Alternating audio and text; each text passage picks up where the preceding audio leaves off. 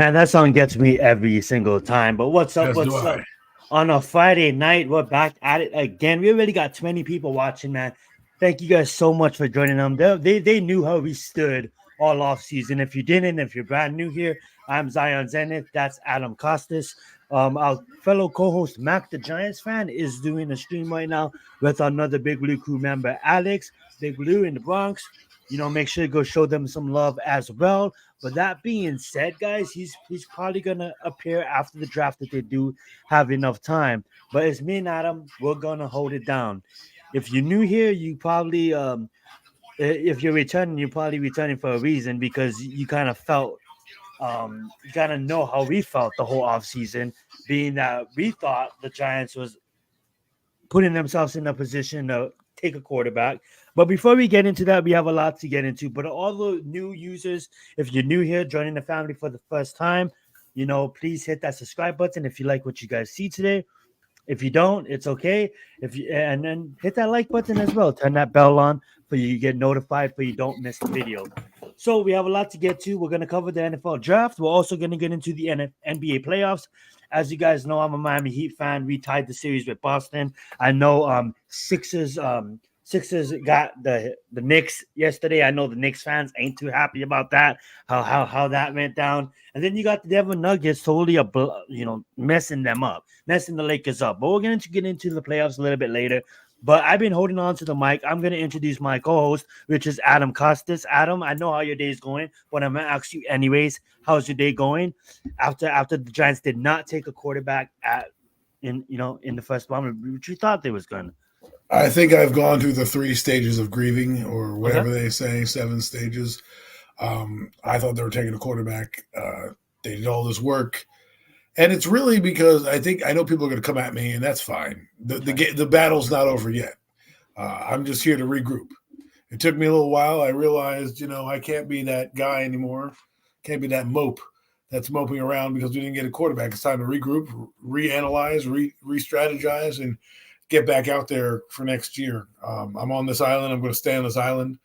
And I don't think the Giants did the correct thing in my eyes. I think they did the safest pick, but do I believe it's the correct pick?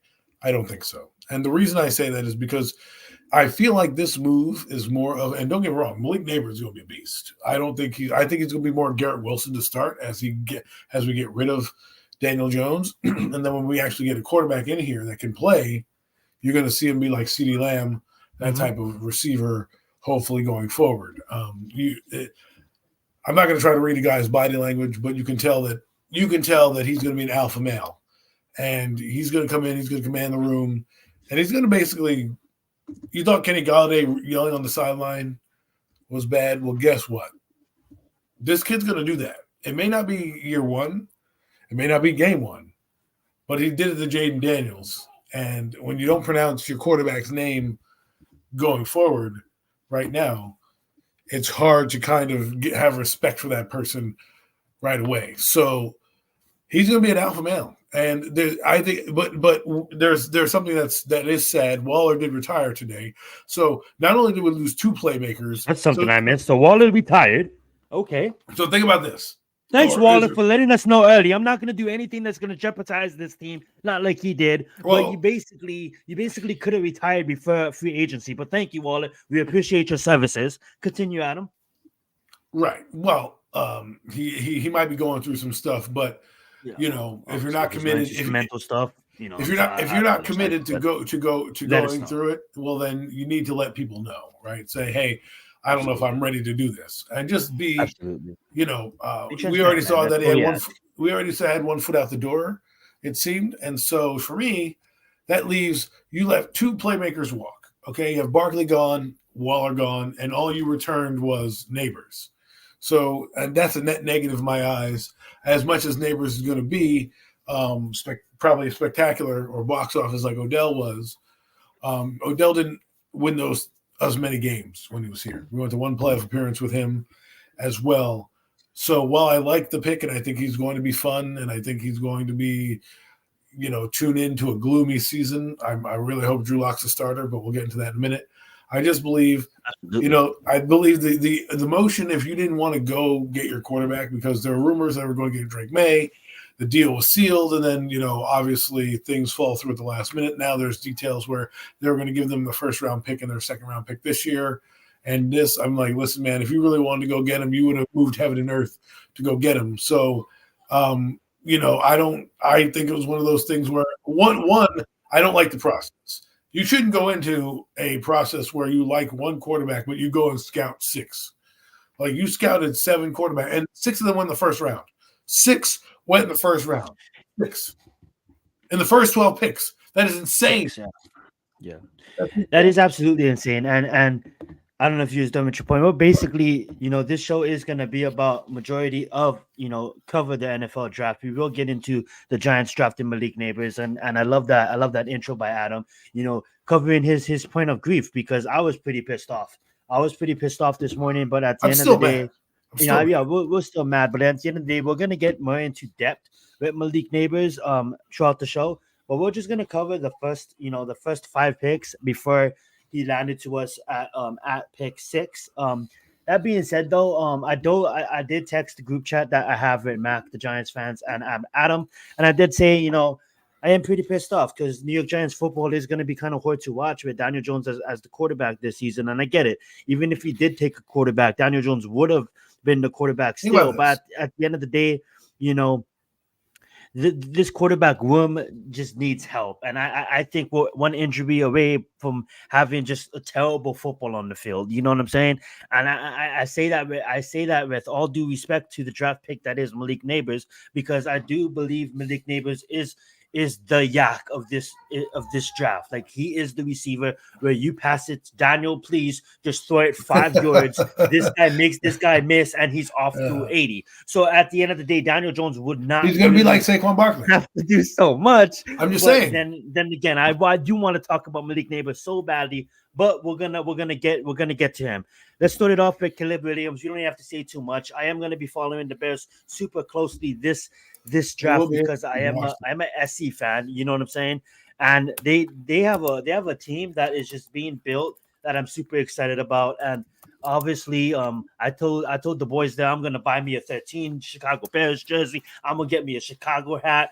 But at the end of the day, I'm still a Giants fan, but I'm really, really excited about the Bears. They're like my Lions. I was like excited about the Lions 2 years ago, and the Lions are actually coming through.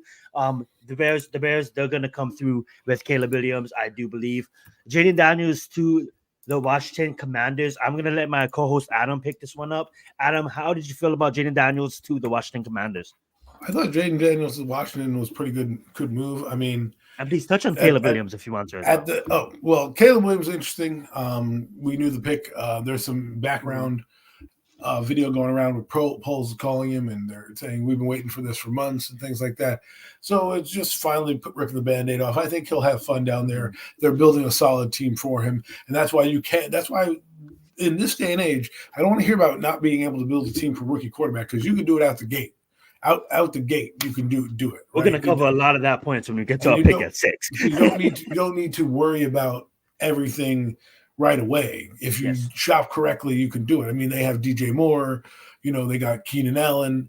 Now they have Caleb Williams. They have Cole Clement. They have a solid offensive line. And then they have just got a home. Right. And they got Rome Odunze. So you've got 3 receivers, probably play Allen in the slot, DJ Moore on the outside, or DJ Moore in the slot. And you have Rome Odunze, who you can move around. They have a lot of stuff going for them right now. And I think the Bears are headed in the right direction. Friday, Daniel. Happy Friday. Premium tickets right here, Daniel. We have to get badges. We have to get memberships soon when we get monetized and all that kind of stuff. We're going to do fun stuff eventually down the line, guys. But go ahead, continue. But thank you so much, Daniel. Well, Caleb, I mean, they needed a franchise mover. They got their franchise mover, and they're, whether or not they compete, that team, was scrappy. Mm-hmm. Towards the end of the season, they had a chance to knock the Green Bay Packers out of the playoffs, which kind of could have determined Justin Fields' fate. Had he won that game, they might have been down a few more spots. They might have kept him. Who knows what would have happened? But they didn't, and they ended up. Panthers ended up sucking, and they got that pick. They look like a genius now, right? If this hits, Ryan Poles, who looked like an idiot, looked like a genius. But see what Poles did is 8 probably picks away from the Giants picks. The Lions pick is in. is probably what we should have done. So you said the Giants pick is in? No, I'm sorry. The Lions pick is in, and I'm just calculating. Lions. You'll be eight picks away from the Giants. Okay, we'll probably be able to we'll give let you that guys. online. But anyways, we'll pause and talk about so that pick too. Caleb Williams, Bears, good fit. Roma Dunze right there. I think you're off to a good start. You're gonna they'll at least be competitive in that in the North. I don't know if they're gonna be able to jump Green Bay or jump the Lions. Even Minnesota is going to be competitive. That division looks like it's locked and loaded. For the next few years, the elder statesman of the group now is Jared Goff, right? 29 years old. And then you got like 86,000 people chanting his name. 86,000 fans, probably Lions fans. All you see is 150 people. At least 86,000 of them is Lions fans. Right. So you got Jared Goff there. You got Jordan Love now, and then you have JJ McCarthy and Caleb Williams in that division. That division is one of those divisions you're going to have to start watching now because they got a lot of young talent going there. But as for Washington, I think they did a good job. They got the franchise quarterback. It was a toss-up between him and Drake May, and I think this is the guy they really wanted. He's very, very good dual-threat quarterback. I like him a lot. I think his running ability helps you tilt the field a little bit more, and it kind of plays into a game where at the end of the game you have to worry about that. That's another element you need to worry about. We've seen it with Lamar Jackson. We've seen it with Jalen Hurts, Russell Wilson, guys like that. Doesn't mean that he can't pass because the kid can throw. He was a Heisman Trophy winner for his passing at 3,800 yards, and then he had like over 4,000 yards with the rushing included. He had a great year. So, and he had a meteoric rise like Joe Burrow. He's going into a team where the Commanders are building a team, folks. I'm sorry to say that if you're in the NFC East, they're building a team. I love what they're putting together. Absolutely. They got linebackers that they brought over. I think I don't know if it wasn't Eric Hendricks. It was somebody else they brought over with Jamon David. They just got another corner in this draft. They just got a tight end in this draft.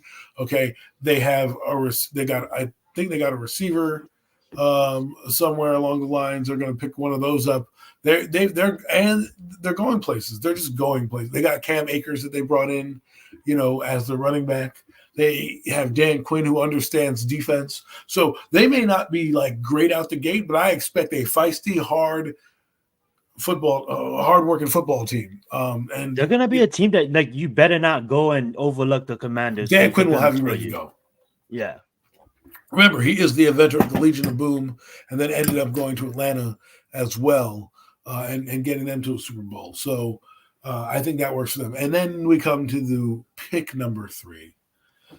Yeah, let's touch on Drake May to the Patriots. Now I'm gonna say this real fast. Now the Giants, like they go do their work on all these quarterbacks, right? And Adam kind of touched a little bit on this as well. As the 49ers are on the clock, we'll give you guys Ravens pick here in a minute. Pick is in. That being said, though, we have a chance to go and really get a quarterback that we do like. Now, if I'm the Giants, I do want to say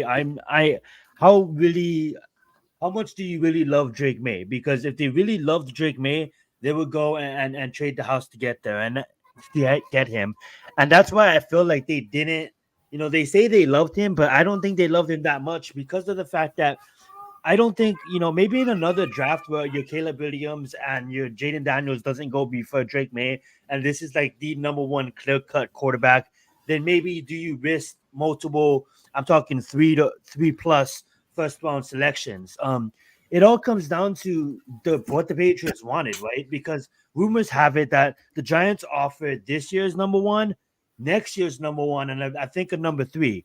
But the Patriots wanted the year after that as well. So that's where I kind of, as a Giants fan, I'm mad at the situation and how we got it. Like I said, again, not mad at Malik Nabers, but knew we had a chance to go and get our quarterback of the future in a Drake May. Obviously, now we know that the Giants didn't feel highly on Michael Penix or JJ McCourtney. But, for them to really sit down and really be like, hey, guys, do we really go and we trade 3 picks, 3 number 1 picks? What's up, Miz? 3 number 1 picks to go and move up for a guy that is clearly 2 quarterbacks got selected before him. And that's what that's why I really really think that's the reason why we didn't land Drake May. I think, if they really loved him and Caleb Williams and Jaden Daniels maybe wasn't in front of him and he was the clear cut number one, then you go and get him. And even at that point, if they want 3 picks, it's like, damn, not that much more. And then you can move up to number one and just get Caleb Williams, regardless on how the Bears feel about him. But at the end of the day, you know what I'm saying? I want to hear your thoughts on Drake May landing with the Patriots. And obviously, if you're the Giants, would you have made that extra 2026 pick along with the 2025 and this year to go get Drake May? And would you make that if with your analysis of Drake May in the offseason? Well, before that, the Baltimore Ravens keep getting linemen. They got an offensive lineman just now. That's just crazy. That team, the rich get richer, as they say, in terms of linemen. But as far as Drake May goes, he was one of my favorite quarterbacks in this draft. I really was hoping the Giants would get him. At one point in the process, he was his stock was lowering, and I think, some people put some rumors out. I wouldn't be surprised if the Giants were that team that kind of leaked him.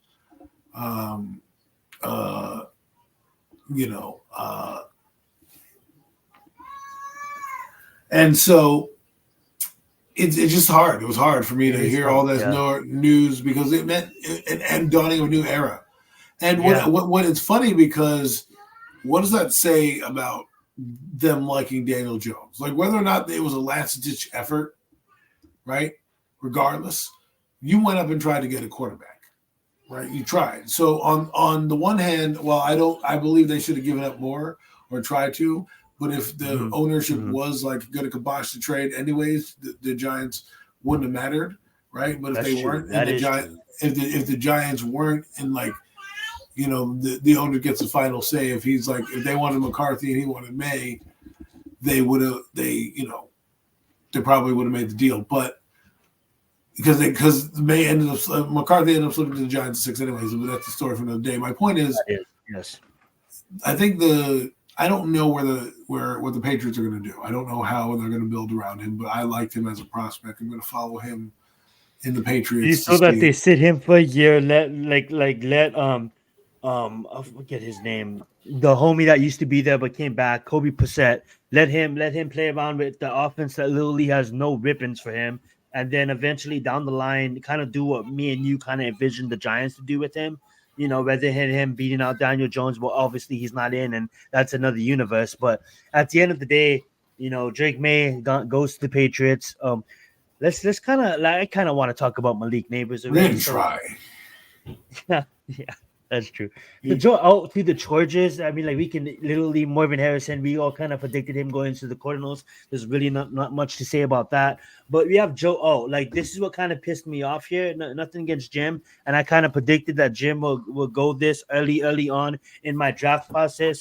And later on, I looked at the receiving depth, and I'm like, well, this guy has nobody to throw the ball to. He's got to take Malik Nabers. Like, come on, Jim. You got to take. And then Jim stays to his morals. And why would Jim break at this age? He's Jim. He just won a national championship. And he said, I'm going to go take my O-line, which we all know Jim loves. You know what I'm saying? He can't get enough, which is amazing. And every coach should think about, always taking the O-line and the O-line that count. Because Joe Alt is literally a Pro Bowler. He has. I just said it. He has high ceiling. 10 years in the league type of player, Andrew Thomas type of player, and I believe as much as I wanted quarterback, I would not have been. I would have still been upset, but I would have understood if Joe Alt was to fall to us, even though that was I would say 20% of the fan base, and then there was a 40-40 split between wide receiver and quarterback on how we fought as Giant fans. I wouldn't have been mad getting Joe Alt, but as San Diego was there, as Los Angeles Chargers was there, as Los Angeles Chargers was there, I want Riddler too. I want Riddler too, and another quarterback is still there as well from Tulane, Pitt or whatever his name is. But that being said, though, I was clutching my pillow. I'm like, bro, take Malik's Nabers, and then Jim does it again, and He loves his big guys, and an excellent pick for the Chargers. You can't complain. Justin Herbert is absolutely probably going to love this pick in the long run. What's your thoughts on that? Joe to the Chargers.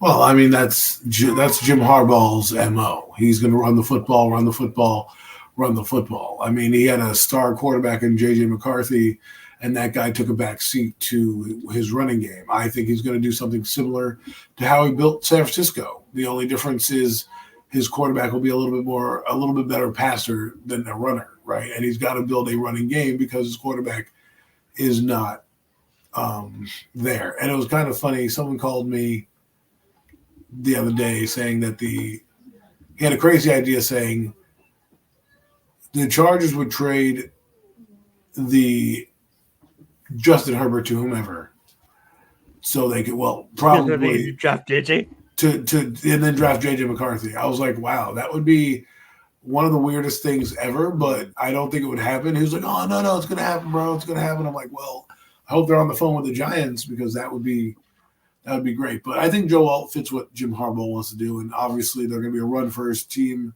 probably deep play action, old school. They're probably going to be an old school offense. A lot of deep throws. Two-time first team All-American. Jesus. Who? Continue.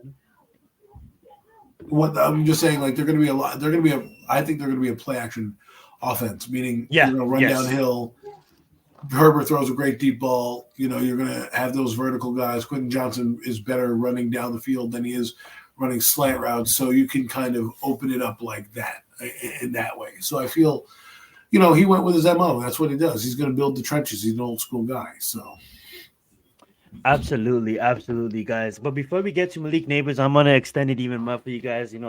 As you guys are wondering, like, you guys are probably sitting there like, damn, why don't you use NFL.com? But as you guys can see, I use CBS because we haven't seen any single ad pop up yet. So thank you for CBS. Now we do have ads at the very top. You get some Fallout, you get some Halo. But honestly, listen. I put those ads on. Okay, that's what I do. Sorry, that is Adam's job. But at the end of the day, we do get promotions for pretty good series like Fallout. So if you guys haven't watched that yet, it is a good series. And now the Giants are probably not going to have an opportunity to compete this season with Daniel Jones being the quarterback. I am probably going to cover the entertainment side of Zion Zenith. So be sure to. I'm going to self-plug some movie reviews. We're going to do TV show reviews. We're going to have fun at this channel, even though the Giants are going to suck. As we move on to Malik Nabers. Now I'm going to go first, and then I'm going to let Adam go, and we're going to have a conversation about it, a discussion about it, and we're not going to take up too much time on our turns because, like I said, guys, we're going to have a discussion. You guys know how I feel about, us wanting a quarterback. You guys know how I feel. You guys know how Adam feels about us wanting a quarterback and our reasons behind it. Yes, Malik Nabers, this is not a knock. This is not a knock on the kid. This is absolutely a great pick. One of the best players in this draft. Would have gone earlier in any other draft if there wasn't too much quarterbacks. If Harrison wasn't there, he would have gone before Harrison. But honestly, Harrison's 1A. This guy's 1B. His ability, his yak is basically going to make Daniel Jones look pretty decent out there. Like I said previously, you know what I'm saying? Tyler Newman, we're going to touch on him very good. I love that as well. We're going to touch on him. We're not going to really review the whole first round gang. We're basically going to, after Malik Nabers, we're going to like dabble here and there and then move on to Tyler Newman and, of course, our third round pick, which we're going to pick here soon. But that being said, guys, like, with the wide receiver depth in this draft, like, I understand. I love Malik Nabers. I love his ability to make people miss going against top SEC receivers. You know what I'm saying? This kid is literally gonna have to for the Giants to really compete this season with Daniel Jones, is Malik Nabers better have a damn near amazing season, because at the end of the day, Daniel Jones literally does not need to do so much with this kid. At the beginning of this day, I woke up, like, I'm gonna let Adam save his take. I don't want to steal anything from Adam, but me and Adam had a phone call this morning, and I woke up not feeling so good. Not in the way of sick, but just in the way like I just didn't feel good. And that being said, this was on my mind a lot. It's like, damn, did we really go out there and take Malik Nabers? Like out of I don't know what I did there, but could have had a chance on getting a quarterback. You know what I'm saying? But it just goes to show you that we didn't value these quarterbacks as much as we thought we did. And The reason why I don't like this pick is I like it. I'm okay with it, and this is a knock on not a knock on Malik Nabers, but this is a knock on under Org is because it's like, yo, we didn't like a quarterback. We could have traded back and get more picks with this pick. You know what I'm saying? Like I get it. Malik Nabers, he comes in right now. He produces right now, but at the end of the day, don't we have a history? I'm not even trying to be I'm not knock on wood. I hope the guy doesn't get injured. But like at the end of the day, don't we have a history of bad turf? You know what I'm saying? Don't we have a history of our receivers coming in here and continue to get hurt? Didn't we try to give Daniel Jones every single receiver that known to mankind? I'm being really sarcastic, but didn't we bring in didn't we try with Kadarius Toney in the first round? Didn't we try with Hyatt? Didn't we try with Robertson in the second rounds? Didn't we go and bring in Kenny Galladay? Didn't we go and bring in Darren Waller? You know what I'm saying? Daniel Jones, the problem is not the receiver. The problem is Daniel Jones, and that's why I'm really frustrated about because Daniel Jones might run this kid to the ground as a rookie. And yeah, he's a rookie. And yeah, he can afford it. But at the end of the day, like I heard someone say, like, yes, this kid literally can go out there and literally take this team to the next level. And I can pull up Twitter, but I don't want to. But literally fans on Twitter was like literally posting Daniel Jones next to Malik Nabers, and they're like, who's gonna stop this? And I'm like, fucking the whole NFL basically. 31 other fucking teams because there's no Saquon Barkley and we don't have a running game. And no Darren Waller now.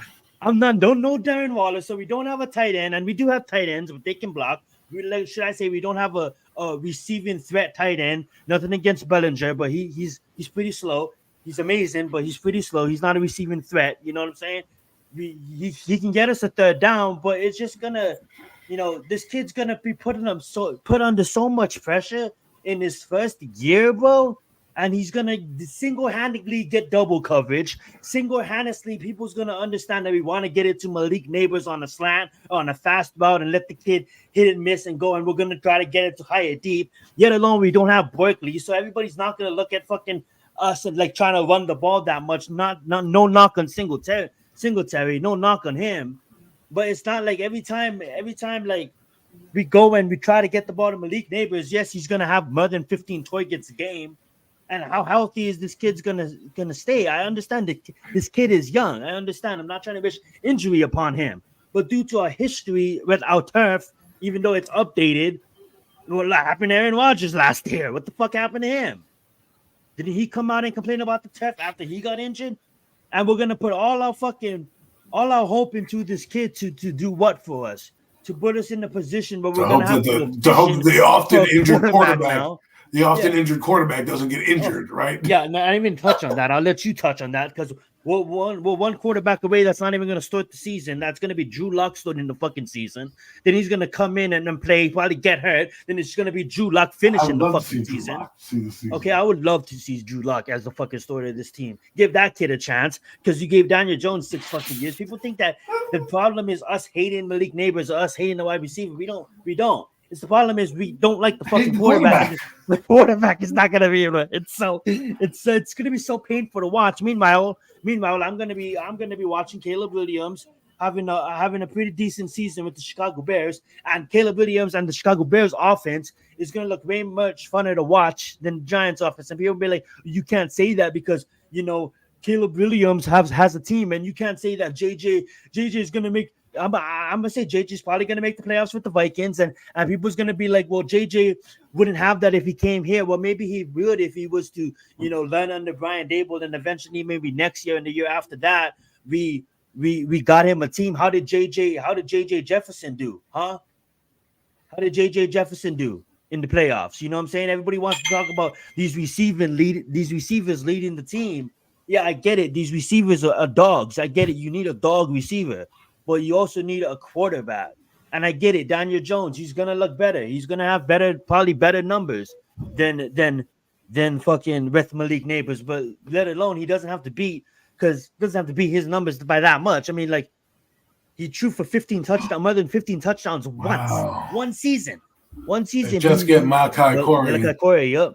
For one season, Daniel Jones pick. threw for more than 15 touchdowns. And congratulations, because I could see Great Malik Nabers probably getting 8 to 10 touchdowns. I could see Malik Nabers breaking 1,000 yards. Congratulations, New York Giants. We have a 1,000-yard receiver. And okay, yay, congratulations, Giants. People say, like, we have our receiver. Yay, we have our X factor. Yay. It's about next year when we bring in the quarterback. We only have one season with Daniel Jones. It's about next year when we bring in the quarterback. Okay, guys, what if Daniel Jones has a fucking pretty mediocre year, a shitty year in our numbers, but a pretty mediocre year? So Daniel Jones goes for fucking maybe 27 touchdowns. Maybe he throws about 12 interceptions. And maybe we finish maybe in the top of the teens. 27 touchdowns. What are you Yeah. That's a lot for that. Oh my God. Calm down. He's got Malik Nabers there. It's not like he's going, oh my God. He's going to go from 15 touchdowns to 27. I'm giving him the benefit of the doubt. I'm giving them the benefit of the doubt. Okay. You know what's going to happen? We're going to finish in the top teens. Adam. You know how much it costs to go from fucking 6 to 3 this year? 63 with 6 quarterbacks. Next year, there's like 2. Okay, wait, hold on. I'll give you 3 quarterbacks in the first round. Just let's slide someone in there. Okay, when we finish 15, let's try to move to go grab a quarterback next year. Let's go. You know what's going to happen? They'll be like, oh, but wait, well, let's just wait till next year. It's always extending it down the fucking road. Yeah, extending it down the road. And that's what I'm sick at. If you didn't like your quarterback, you could have traded back, acquired some extra picks, still get a flashy wide receiver, still get maybe some other helps, but yet I understand why you take Malik Nabers. I'm not, I'm not stupid, guys. I know how special Malik Nabers looks, but at the end of the day, I don't want to hold the mic. So Adam's gonna make probably way more better sense of this all. But go right ahead, Adam. Well, first off, 27 touchdowns. That's a Giving him 27 touchdowns. Yay! Yeah, fucking lucky if we get 20. Oh God, that's all he has to do is score 5 yards. No, 5 yards. I don't even. Can he score 5 yards, guys? That is the question. No, okay. Malachi Corey is not a bad pick by the Jets. He's actually pretty good. Steve Smith liked him. You just hate the Brinson Jets. money back to Arizona out of Florida State. Anyways, Arizona. I don't want to see Daniel Jones starting this team anymore. I'm done with it. I would rather see Drew Lock. Obviously, they're not going to probably do that. They're probably going to throw Daniel Jones out there. But my expectations for both the quarterback and receiver are, if you don't get 4,000 yards and at least 30 touchdowns, I don't want you on my fucking football team. I don't want to hear it. It's not a trash pick, man. Go. Many people like him. I'm serious. You just don't like the Jets. I'm sorry. But anyways, Malik Nabers is to me a win now move. I like Nabers. I think he's going to be a beast. It's funny. I just think it's funny. He's going to be an alpha. He's really going to either intimidate Jones or I'm just saying, meeting him, collecting his yeah. I mean, like he did to the GM. He fucking stone cold. Gave him the stone cold face, bro.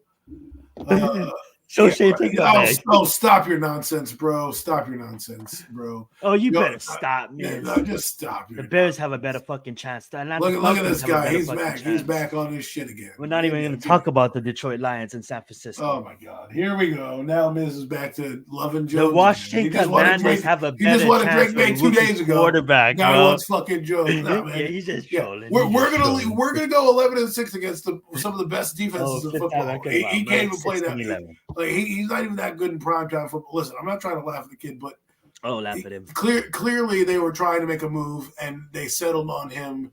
Well, not Malik Nabers, laugh at Daniel Jones. I'm sorry. At some point, at some point, you listen, man. I want to believe that, but there's a lot of good teams out there that we're facing. A lot of good teams. The AFC North has got defenses that can destroy our offense. Brandon Coleman to the Washington Commanders. I mean, it's still the same Daniel Jones. Don't let Malik Nabers suck you in, Miz. It's still the same fucking Daniel Jones. Like, no. That's why I'm saying all you guys do is listen. Hopefully, Malik Nabers is really that guy, right? Look, you have nobody on the team right now. You have Darren Waller is gone. Saquon Barkley is gone. Singletary is not I'm not saying he's not a bad back. He's a solid back. He's a solid running back. He's a number 2. Right, your offense is not flashy at all. You got some guys in Wandell Robinson and Jalen Hyatt You know, I understand that. I understand that. Listen, but there's one thing to be positive. There's one thing to be positive, and one thing to be overly like dramatic. Like, oh, Daniel Jones, like, give me a break. You know, we do. Like that. We have the worst. We have the worst problem. quarterback. We have the worst quarterback room in the entire NFL. And I'm supposed to believe that we're going to win games against the defenses. We got a UFL quarterback fucking room, bro. Our room is the UFL quarterback room, bro. But listen to who's coming in here right now. You got the AFC North with the Browns who have a championship defense, the Ravens who have a championship defense. Not to mention their offense is ridiculous, and they just got another lineman to go with their freaking ridiculous offense. Right? You've got Pittsburgh, who's just built up their offensive line, and now have a competent quarterback, and have a defense that's relentless, okay? And then we have what? The Bengals? The Bengals have Joe Burrow, and we don't have a second corner, by the way. Okay, we don't have a second corner, by the way. Okay, I love the Turbin pick. It's going to be good to have a safety. He's probably going to start. You know, I'll give us 6 to 8 wins. That's where I think we're going to fall. 6 to 8 wins, and that's being generous. 7 to 8 wins, 6 wins. Next year, if we have 7 to 8 wins, listen, I'm not even thinking Daniel Jones is going to finish the season. Okay, like that's my thing that works. And not gonna lie to you, he's going to be on injury reserve. Adam else would he be? I mean, I'm not going to lie to you. Drew Lock has incentives in his contract for getting more money for starts and hitting yardage and things like that. And I do have to say this, Adam, the hip hop fucking music, all these disses, bro. We got Chris Brown dissing Quavo. We got J. Cole going at it with Kendrick Lamar, man. You know, Drew Lock as a hip hop head might be inspired to come and have a great season.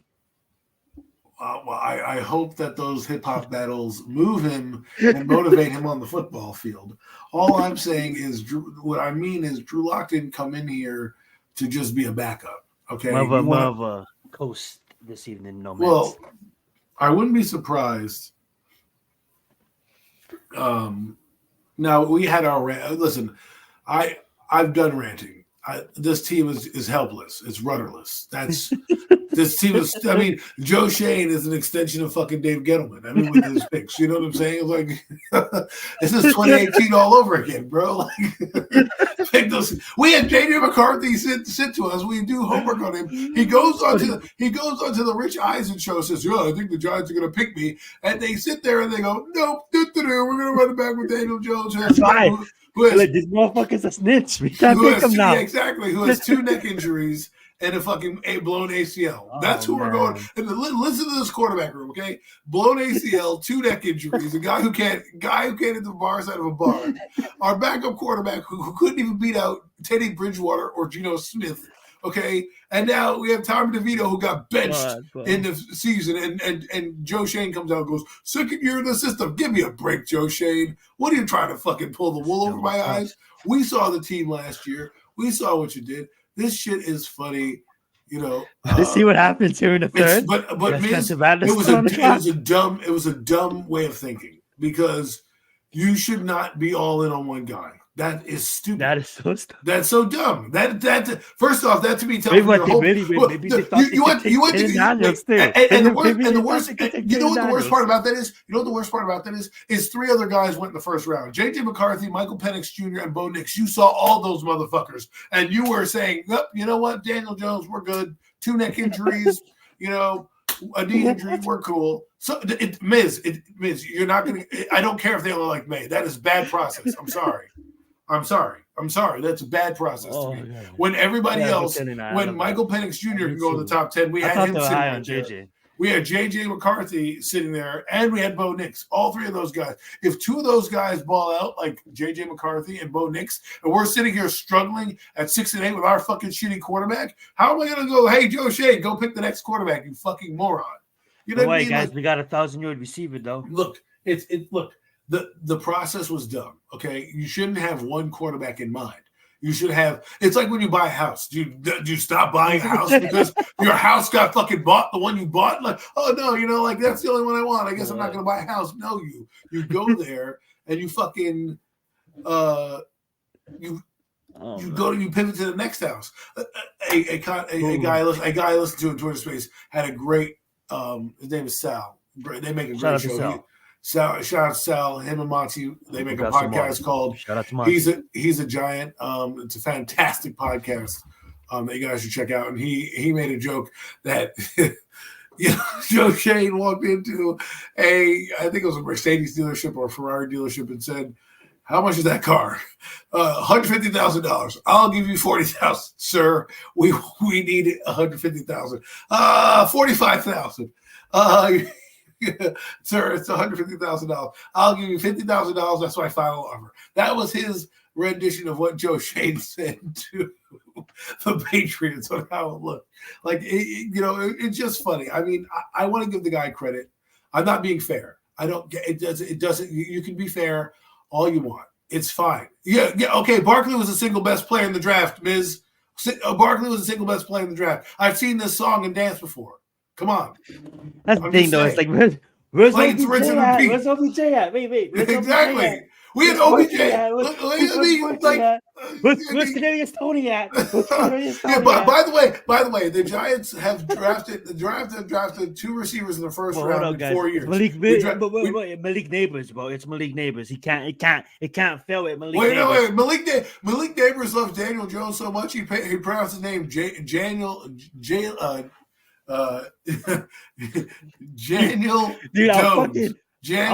Our fucking turf could be a villain in a fucking horror movie, bro. I'm not trying to. Our turf could be a villain in a horror movie, bro. I'm not trying to be funny. I'm just trying to be like, I'm over the whole, we know Dan. I'm not going to sit here and defend him. I know what he is. He's not good. You can say what you want, and I think he's going to be a big reason why we're not going to be good next season. Because we were 1-5 when that guy started. We were 5-6 when he lost. So my point is that I'm not worried about that mug anymore. I rather see Drew Lock play anyways. And I think he fits what they want to do because Malik Nabers is a downfield player.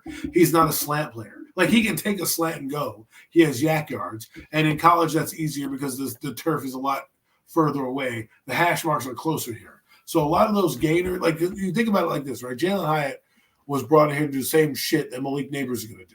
Same shit. The only difference is that Malik Nabers is a bigger guy and can play inside and outside. And Jalen Hyatt's more of just an outside burner. Okay? He doesn't have the physicality.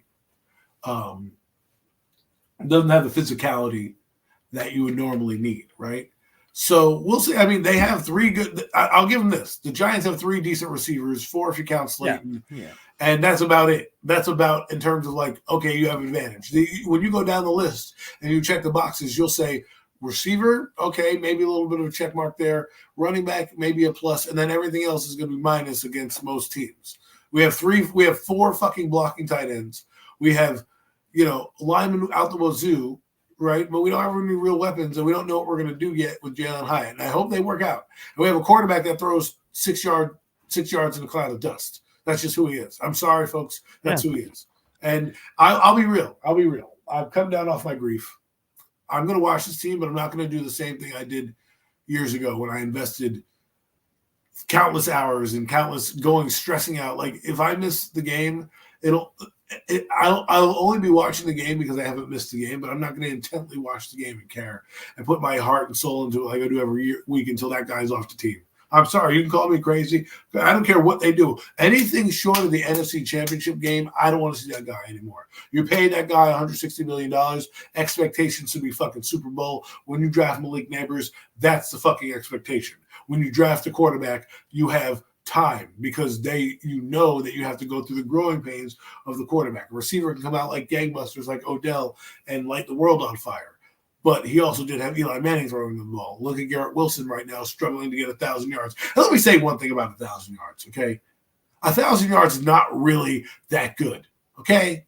It really not. There's 17 fucking games. It's like 60 in 17 games. That's like 58 yards a game. 58 yards a game. Like, what are we talking about here? When I draft you in the top 6, top 10, I'm not wanting 68 yards a game. I expect that guy to be fucking Puka Nacua. Okay, Puka Nacua, 5th round pick, by the way, at 1,500 yards. Of course, he had Matthew Stafford throwing the fucking football. Oh, definitely 4 from a Super Bowl. But I'm just saying to you because, Miss, check this out. Let me be frank, right? Brian Dable loses next year. Yeah, sure. Nabers brings the fucking asses to the seats, but you're fucking still losing 24-20 because you're not really scoring that many points because your offense is sucky and your quarterback's shitty. Brian Dable may not have a fucking job. But I agree with that. It's not even about but I'm also add on that. Well, what I would say is, it's almost the OBJ thing all over again. This guy's gonna. I feel like it's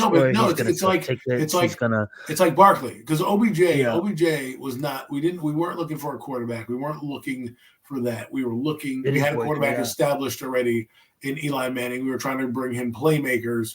That's why Odell Beckham Jr. was drafted. Saquon Barkley is exactly Malik Nabers because Saquon Barkley, arguably the best player in the draft. Malik Nabers, arguably the best player in the draft. Green jacket, right? Has now goes the same way, right? You get that guy that you do.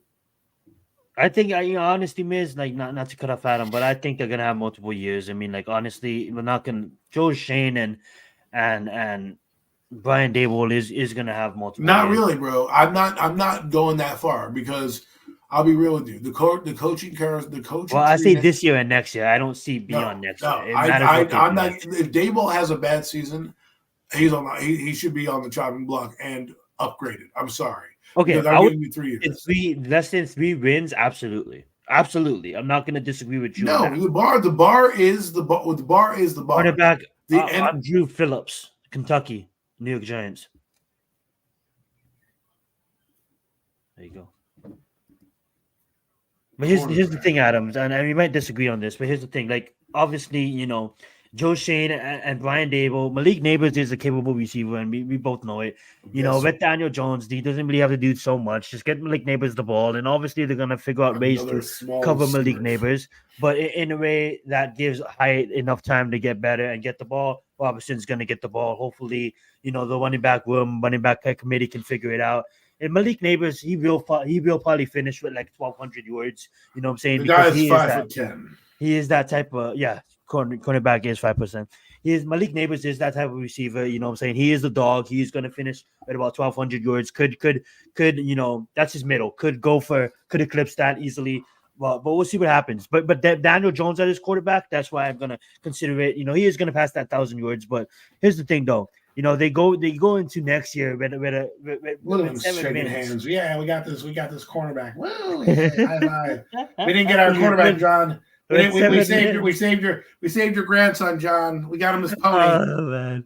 With 7 wins, right? Brian Dable and Joe Shane will have another chance No. John Mao is gonna buy into whatever they're selling him. Not me. I'm telling you, he will. He will. No, look at Mo. He's fucking happy. Exactly. Mo is ecstatic. He's like, Mo's ecstatic because Jones is here another year. That's why he's ecstatic. He's trolling the fans. That's basically what happened to us. We got fucking trolled, right? Everybody got fucking no. I'm telling you right now, the decree that you just put out. You don't have a quarterback, okay? You're not going to win a lot of games, but I don't. But the reason why. The reason that pisses me off. Touch on that. I want to touch on that too. What's fucking pissing me off is that you're sitting here, and now they're over, and probably the Rattlers probably going to go to Las Vegas. But you're sitting here, and this guy, this team needs to have an expectation, and my expectation is championship level or bust. Why? Because if you're going to start Daniel Jones, you paid him $160 million. Okay, there's no fucking way that guy. Yes, that guy. They believe that, Adam. But here's the thing: it's Daniel Jones. He is gonna bust. It's Daniel Jones is not gonna take the team to the NFC. I don't think that, Miz. I think you're overestimating the defense. I think there's gonna be a lot more blowouts. We don't have to. Let me just say this: that little corner that we got is not going to stop a nosebleed. Okay, I'm sorry. You guys love a third round. The guy's a third round corner. He's 5'10" out of Kentucky. Give me a break. Bose, there's a team like the Pittsburgh Steelers. Go look at their defense. That's way better than our team. We have one of the best lines. Yes, I would say that our D line looks scary, guys. Okay, But when teams they can haven't dunk even the ball played on together. us, and What are you talking about? when they pass the ball on us, because our D line's not going to sack the quarterback every single fucking play. 1995, we had a strong defense. We didn't win any games. Give me a break. We need more players on our defense. We have an opportunity to be decent, but it's not like we have the Pittsburgh Steelers defense, like known players and known. Listen, we couldn't positions. stop the run. We don't have the Cleveland Browns defense, guys. We don't have anybody playing next. We don't have anybody. But yes, it's been defense so far. We don't have anyone playing next to Dexter Lawrence. Okay, with Azeez Ojulari, we have no idea what he's going to be like. We have a strong D line. I get the front seven is going to be pretty good. Yes, but I'm just saying. What happened to the Saints front seven last year? I'm just saying, last year we weren't a good defense. You don't just turn it around like that in an instant, okay? You do. What system on the new defensive coordinator? Well, what I'm saying is, Jordan Phillips is not that good, dude, bro. Come on. I mean, what are we doing here? You know, we picked up a guy from Buffalo. He's a fucking washed, right? I do like that safety, but before we go on, I do want to touch on the player real fast, guys. Because Adam, I absolutely love this pick. I know a lot of people don't like it, but I'm gonna stand with Dan Orlovsky. I'm gonna stand with Dan Orlovsky on this pick because this is a team that clearly values the quarterback position. Now, people are getting excited because of his age. I don't fucking get it. Okay, here's the thing, guys. They had a quarterback in Matt Ryan, okay, that retired. It was a struggle for them to find a replacement for Matt Ryan. They go and they signed a replacement for Matt Ryan, but they resigned a replacement for Matt Ryan that is known to go out on injuries sometimes. At the end of the day, Michael Penix Jr. is a quarterback that, yes, he could start now, but now you go to a team like Atlanta that is building for a while a really legit roster. Even if he has to sit 3 years at most, he sits behind a veteran quarterback like a Kirk Cousins that can teach him the ropes of the NFL. If you look at Atlanta's offense, they're ready to go right now. If you look at Atlanta's defense, they're ready to go right now. Regardless what anybody says, the Atlanta Falcons is like the Detroit Lions of last year. All they need is some energy, which they're going to get with Kirk Cousins, and they have some dogs, which AJ Terrell, which they lost last year, which was coming off of injuries last year, is back. And the Atlanta Falcons are ready to win and ready to compete for a Lombardi trophy. And will they compete for a Lombardi trophy? You know, we still got the Lions. We still got San Francisco in front of them. But, you know, you still got, obviously, you know, the Dallas, which was one and done. So let's not talk about them. You still kind of have to respect the Eagles in a way. But at the end of the day, guys, if this kid has to sit 3 fucking seasons, everybody's complaining. I don't see it. He's going to be 27 when he starts. People's like, oh, that's super old. Okay, 10 years. He's 37. You know what I'm saying? Like, I get it. I understand why. But I think as the Atlanta Falcons, they valued him.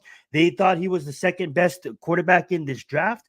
They valued him right up there. I believe they valued him, and they valued Jaden Daniels as really high on their board, and they thought he was going to be taken. And since the fact that he fell to them, they couldn't pass him by. So Michael Penix for Atlanta Falcons, I look at this kind of like everybody was laughing at Gibbs, but look what Gibbs helped out the Lions do this past season.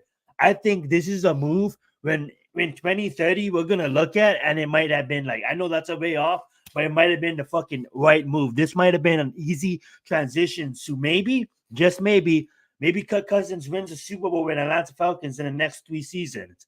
And once he wins that Super Bowl, he retires and rides off into the sunset, retires, and boom, you have Michael Penix in-house ready to take his place. Or maybe, hold up, guys, maybe it doesn't work out. Maybe he goes out on injury. Yeah, Michael Penix Jr. right there. And Atlanta Falcons fans, they love them. Obviously, we'll see what happens. But what we see is they like Kirk Cousins, and I don't think they're going to be chanting Michael Penix like if you know, obviously it's Kirk Cousins, it's not Daniel Jones.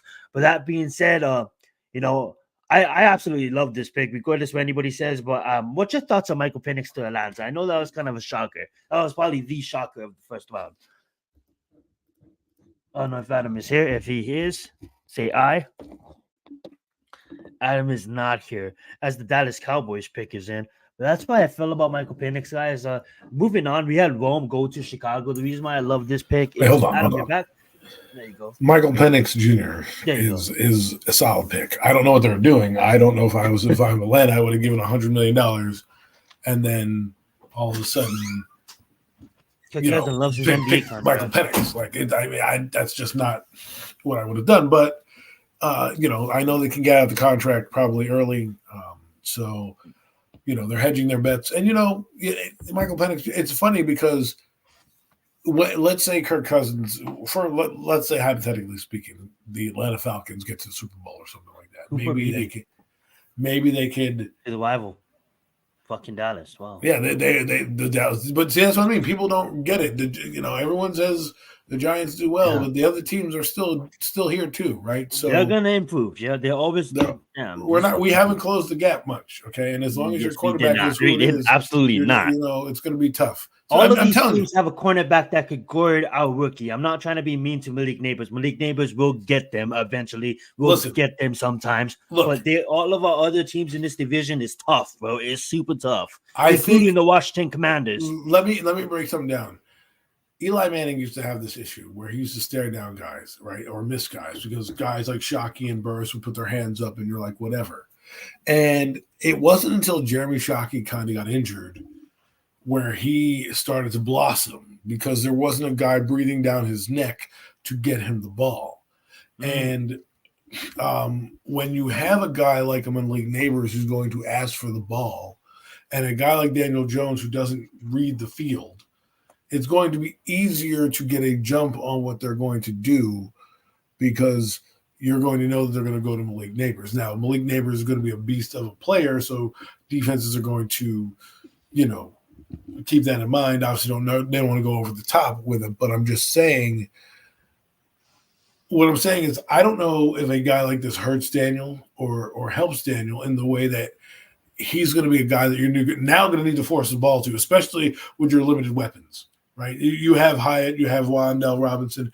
They're good. They're solid players. They can make plays, but at the end of the day, Daniel Jones did show emotion when we drafted him, so that's a good sign. Oh, good. Yeah, through a text. Kiss my hand. Give me a break. Oh, that's what I'm saying. It's like a fucking clown circus over there. Or a three-ring circus over fucking clown show at fucking 1925 Drive. But what I'm saying is, with Eli Manning, it was hard because guys wanted the ball. And when Shockey went down, they brought in Kevin Boss. And it kind of changed everything. There was less personality on the field, except for Plaxico Burress. And Plaxico Burress was such a matchup nightmare that it was easy to get him the ball. But what I'm trying to say is, when the guy reads one read, and now you're giving him a number one receiver, what do you think the NFL is going to do? They already got a beat on you. But anyways, enough of him. Penix Jr. going to be a good pick for Atlanta. Talk about Rome. Talk about what Rome means to Chicago. I love Rome Odunze. JJ, Bo Nix, Brock. I guess I love Rome Odunze. We want to talk about them all, but we don't have enough time. We can try to go through some of the things. We'll hit on Bo Nix.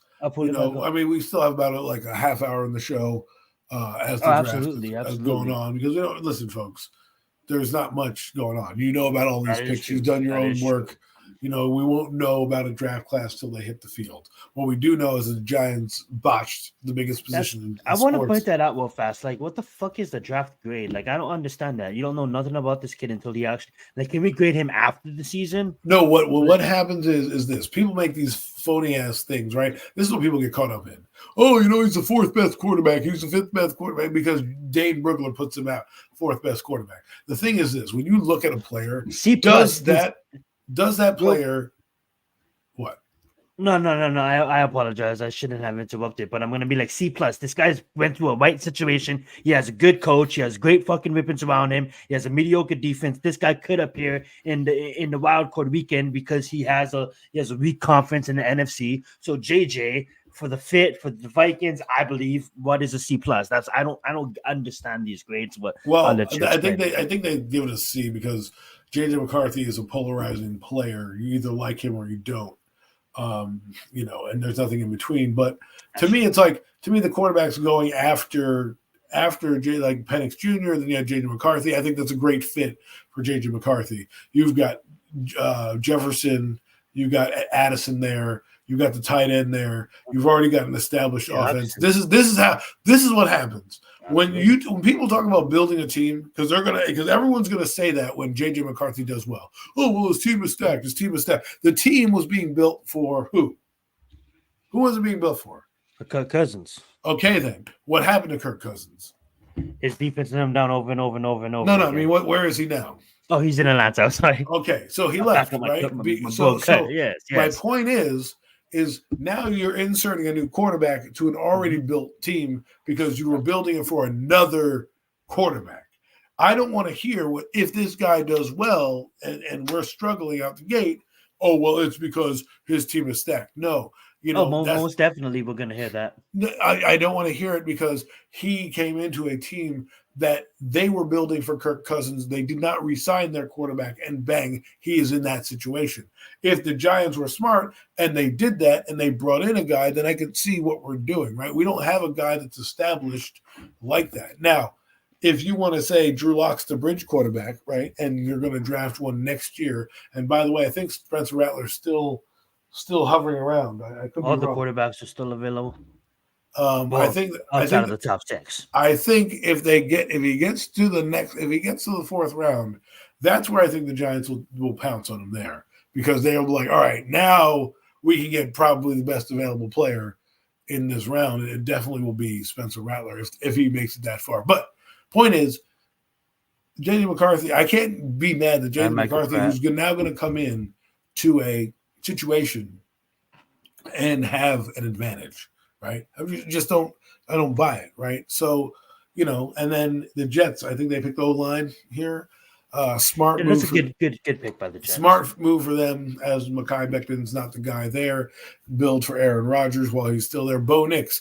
We were talking about Bo Nix to Sean Payton for days. People, whether you like him or not, whether he's a 2nd round pick or not, they need to get their guy. They don't have a 2nd round pick. So if Bo Nix blows up on that team, now again. And the thing is, the problem is that if these guys blow up, Joe Shane's going to look like an ass. So that's why I keep saying they need to get to the NFC Championship game and look good, because nothing is going to save, in my eyes, Brian Daboll's job if you have another subpar season. I just don't believe it. I don't care, because Miz just told us we had a solid defense. Right, so that means to me, you're a $160 million quarterback who now has the number 1 receiver. You got to elevate motherfuckers. You got to. I mean, like you took a receiver at 6. You're telling the fans you're going to compete now. Exactly. You believe that Daniel Jones, a $40 million quarterback, is capable of taking this team to. Everybody wants to say we're in the rebuilding mode. They took a wide receiver at 6. Exactly. You don't take a wide receiver at 6 when you're rebuilding. You trade back. Exactly. That would have been the smart. That would have been the smart play, because all I heard from our GM was we have a lot of holes to fill and not a lot of draft picks. Yes. So we're not going quarterback or whatever. So if you weren't in a deep wide receiver class, mind exactly, you could have traded down, taken a quarterback there if you wanted to, and made it less cost efficient. You could have gotten more picks and gotten a defensive player or a cornerback, right, and still gotten Brian Thomas or something else. Because the thing that also pissed me off is once he was there and the pick was over, he walked away and turned around from the 1st round and said, I'm done. I'm not trading back up in. Like, what are you doing? Like, why wouldn't you want to see who's there and go get a guy? Available. Right? I know you let the board play you, and I think the Giants are going to do that. I don't think they're making any more trades. I think they're just going to remain chalk right now, which you're going to only have 6 draft picks. But you're trying to win. You're trying to win now.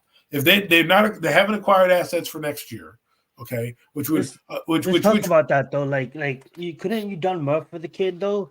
It's like honestly, like you go and you waste the 6th round overall pick on Malik Nabers, and I don't want to say waste. Let me just say this, but you're showing you're going to compete, right? But you have Daniel Jones as your quarterback, and you're paying Drew Lock, so you bring in Drew Lock for $5 million on a 1-year deal when we could have had Russell Wilson for $1.4 million or $1.7 million.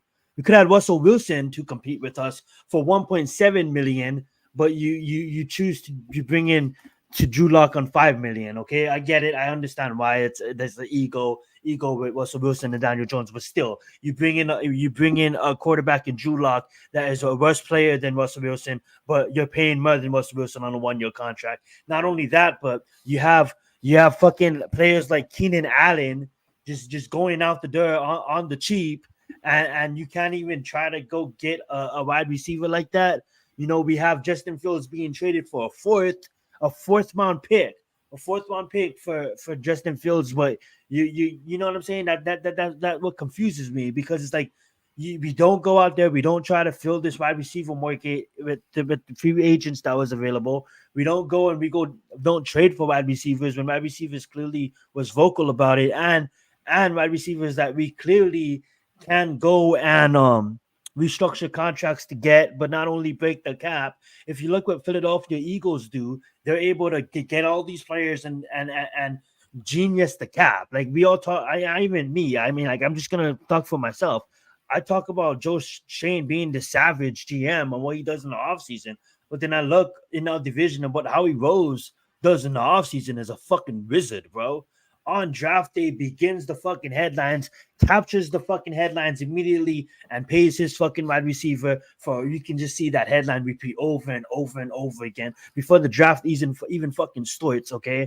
Yet alone, look what they did in free agency. They go and they get Chauncey Johnson back. They go and they get a cornerback for them. They go and they get a running back for them, and they back end the contracts. You know what I'm saying? And they still have available cap money to pay their wide receiver in AJ Brown. And you still look at the cap, and it's just crazy. Like you look at the Giants players on what we have on cap, and then our players, and then we look at the Eagles roster, and it's day and night, and the Eagles like are magicians with the cap, and then we're stuck here taking a wide receiver at 6 when we have Keenan Allen on the Bears for cheap, bro. We're here paying fucking a $5 million to a Drew Lock when we have Russell Wilson paying for 1.7. So like, tell me what is the answer? Because Daniel Jones and Malik is not gonna fucking stop. It's not gonna scare fucking anybody. Daniel Jones and Malik is not gonna fucking scare anybody. This is the National Football League. This is not the UFL. Yes, Malik Nabers is going to be great. Yes, he is. But at the end of the day, he's a fucking rookie, and you're going to put all this fucking pressure on this rookie, he's going to come through in the clutch. Yes, he will. But at the end of the day, it just doesn't make sense. It just doesn't make sense to me. And you're telling the fan base that we're ready to compete. Now we took our wide receiver at 6, and we're going to go out there and we're going to try to compete. And then when next year comes, I keep on repeating myself because it's just I just don't understand the process on the direction of this team when we're trying to compete but rebuild at the same time. Where you just can't do that in the NFL. If maybe we have taken, what's up, Cheeto? Massive salutes to you as well. Thank you so much for joining us. If you maybe have taken a quarterback, and I get it, maybe didn't feel so highly on one, but regardless of that, I mean, like Maybe you end up liking more quarterbacks than just fucking one quarterback. But look at this draft so far, right? Look at this draft so far. You know what I'm saying? Well, what side of the ball do we think needs more help? The offensive side. And we've drafted 2 defensive players the last. Drafting defense, yeah. So what is Malik Nabers going to be, the savior of the offense? Because my point is this: you still got Hyde who's developing, who I think is good. But clearly, our quarterback didn't see him downfield. Like that is not an indictment on Jalen. That is just a fact. Okay, mm-hmm. You have Wando Robinson, who all of our quarterbacks besides Drew Lock, who's never played here, have missed wide open. Fact. Okay, mm-hmm. We're sitting here now with a weapon and lack of a weapon, and you're not making it hard on the defense at all. You're not. I'm sorry, you're not making it hard on the defense at all. Absolutely not. Absolutely not. And especially when the defense knows that they can rattle you with blitzing. And that's what I'm worried about. Like, I'm not worried about us being a competent football team. I'm worried that we're not going to have an edge. When you go down the list of things and you check out, look at all these teams that compete, right? Don't they have multiple wide receivers and a quarterback? Right. They have you look at the Texans, right? What did D'Amico Ryan say? He said CJ Stroud lifted the ball club. He said he lifted him with his spirit, his play, everything. And by the way, go watch some of what CJ Stroud's doing on Twitter and YouTube with some of these podcasts and recognizing plays. The boy is a dog. The boy is got, and that's why Joe Shea was enamored with him coming out, right? And I think like the moves right now for the Giants don't make sense to me. Like I get it, you need a corner, but you didn't waste your second round pick on a corner. You got a safety, which was it looks like an Xavier McKinney kind of pick. Like, he does oh my look god, like a dog, yeah. 12 interceptions in his last 3 seasons, I believe. And he to 5 me last year. He's like an Xavier McKinney type for me, right? Where he was a first round pick, but he went the second. You had to pick him at the high value.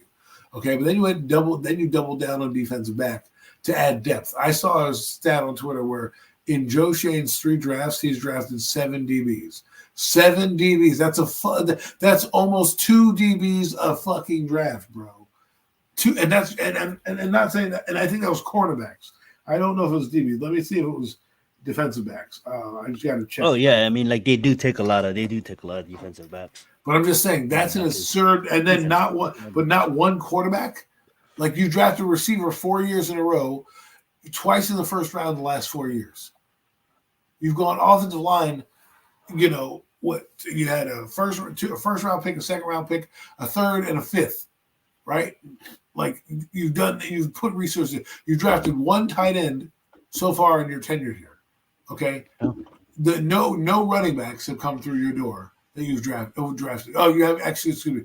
You did. You have Eric Gray, 1 running back. You've drafted 7 DBs, 7 fucking DB. You drafted 2 last year, 2 cornerbacks. You drafted a cornerback this year. You drafted a cornerback in 2022 in Cordell fucking Flott, 3rd round. Okay, right? Or 2020, was it last year? No, 2022. 2022. Yeah. Right? Cordell Flott. You drafted a corner last year. Okay, yep. 2 corners last year. 3 corners in the last 2 draft picks, right? You had Flott and you have Trey Hawkins and Deontay Banks. That's true. Right? Not to mention the Giants have drafted Aaron Robinson, Darnay Holmes, DeAndre Baker. I mean, and we haven't drafted any quarterbacks in the last. Like this is what I mean by an inept franchise. Meanwhile, the Eagles get the fucking best corner in the draft last year. Get the best corner in the draft this year. Haven't their second round pick is pretty good as well. All right, like and the Cowboys trade back in the first round twice, still get a lineman, and then get another lineman, Cooper Beebe as well. So they're building the trenches again for their team. Smart fucking decision. Kalen Bullock, let's go. Nice move, Texans. I don't know why people took so long to draft Kalen Bullock. Thank you. Good job, Texans. My point cornerback out of SC. Continue. See, no QB, no legit running back, no tight end. The offense is a joke, right? Like that's what I'm saying. Like this is not a winning formula. Definitely, the offensive is a joke. And okay, on paper, guys, yeah, it looks good. It looks good on paper, right? You get Malik Nabers, you get Hyatt, you get Robinson. That's it, but that's it. After that, that's it. That's it. You got 3 guys. You basically in the NFL. There's nothing UFL in the NFL, bro. Basically, you just figured out how to. You're net negative. Hold up. There's teams that stop Joe Burrow, Nixon, Chase, Higgins, and Boyd. There is teams that stop that offense. But hold up, guys. We got Daniel Jones and Malik Nabers. We're ready. We're gonna compete. But my lord, I mean, Malik Nabers ain't even going to get his number here. He's probably going to be 88, right?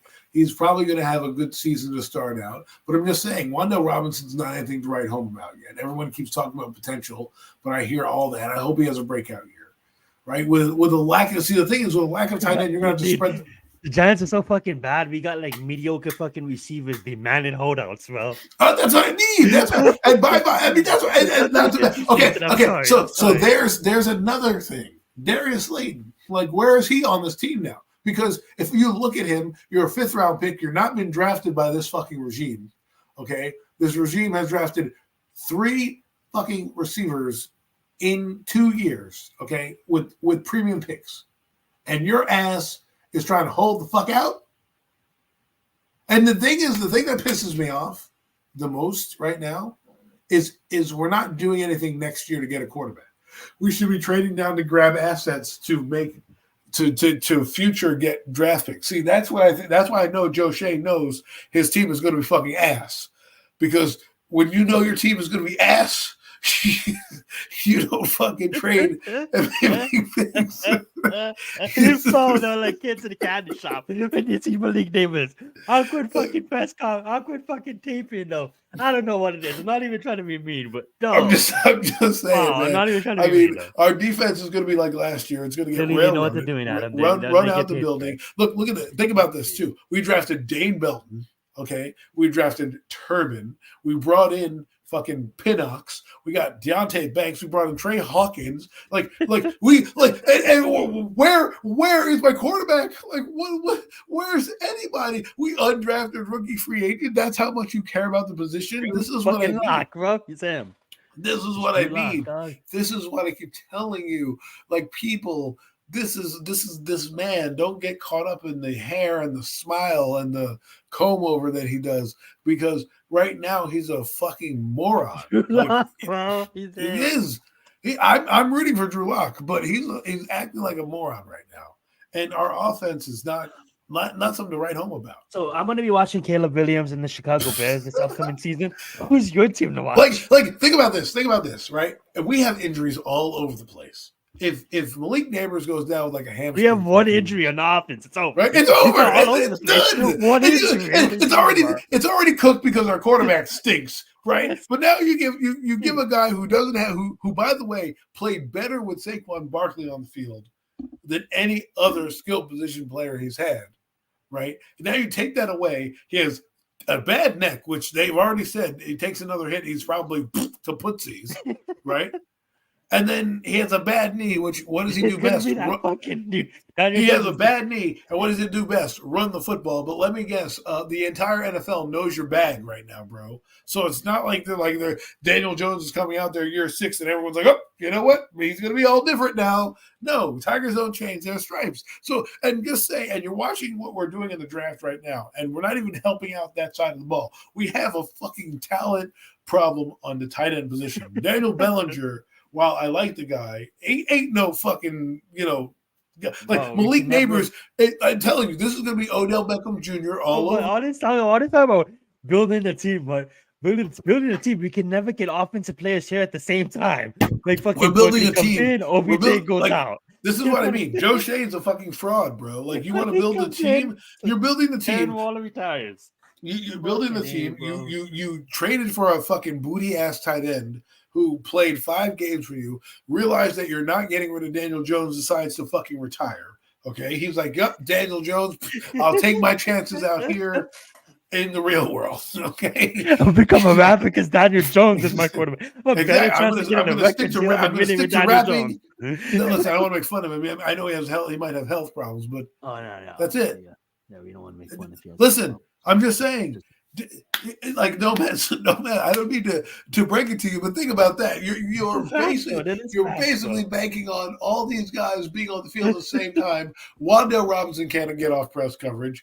Fucking Jalen Hyatt can't get off press coverage. They're all the same thing. That you don't have an identity on offense. You have 3 fucking tight ends, so you have to take one of the guys off the field because they all fucking block.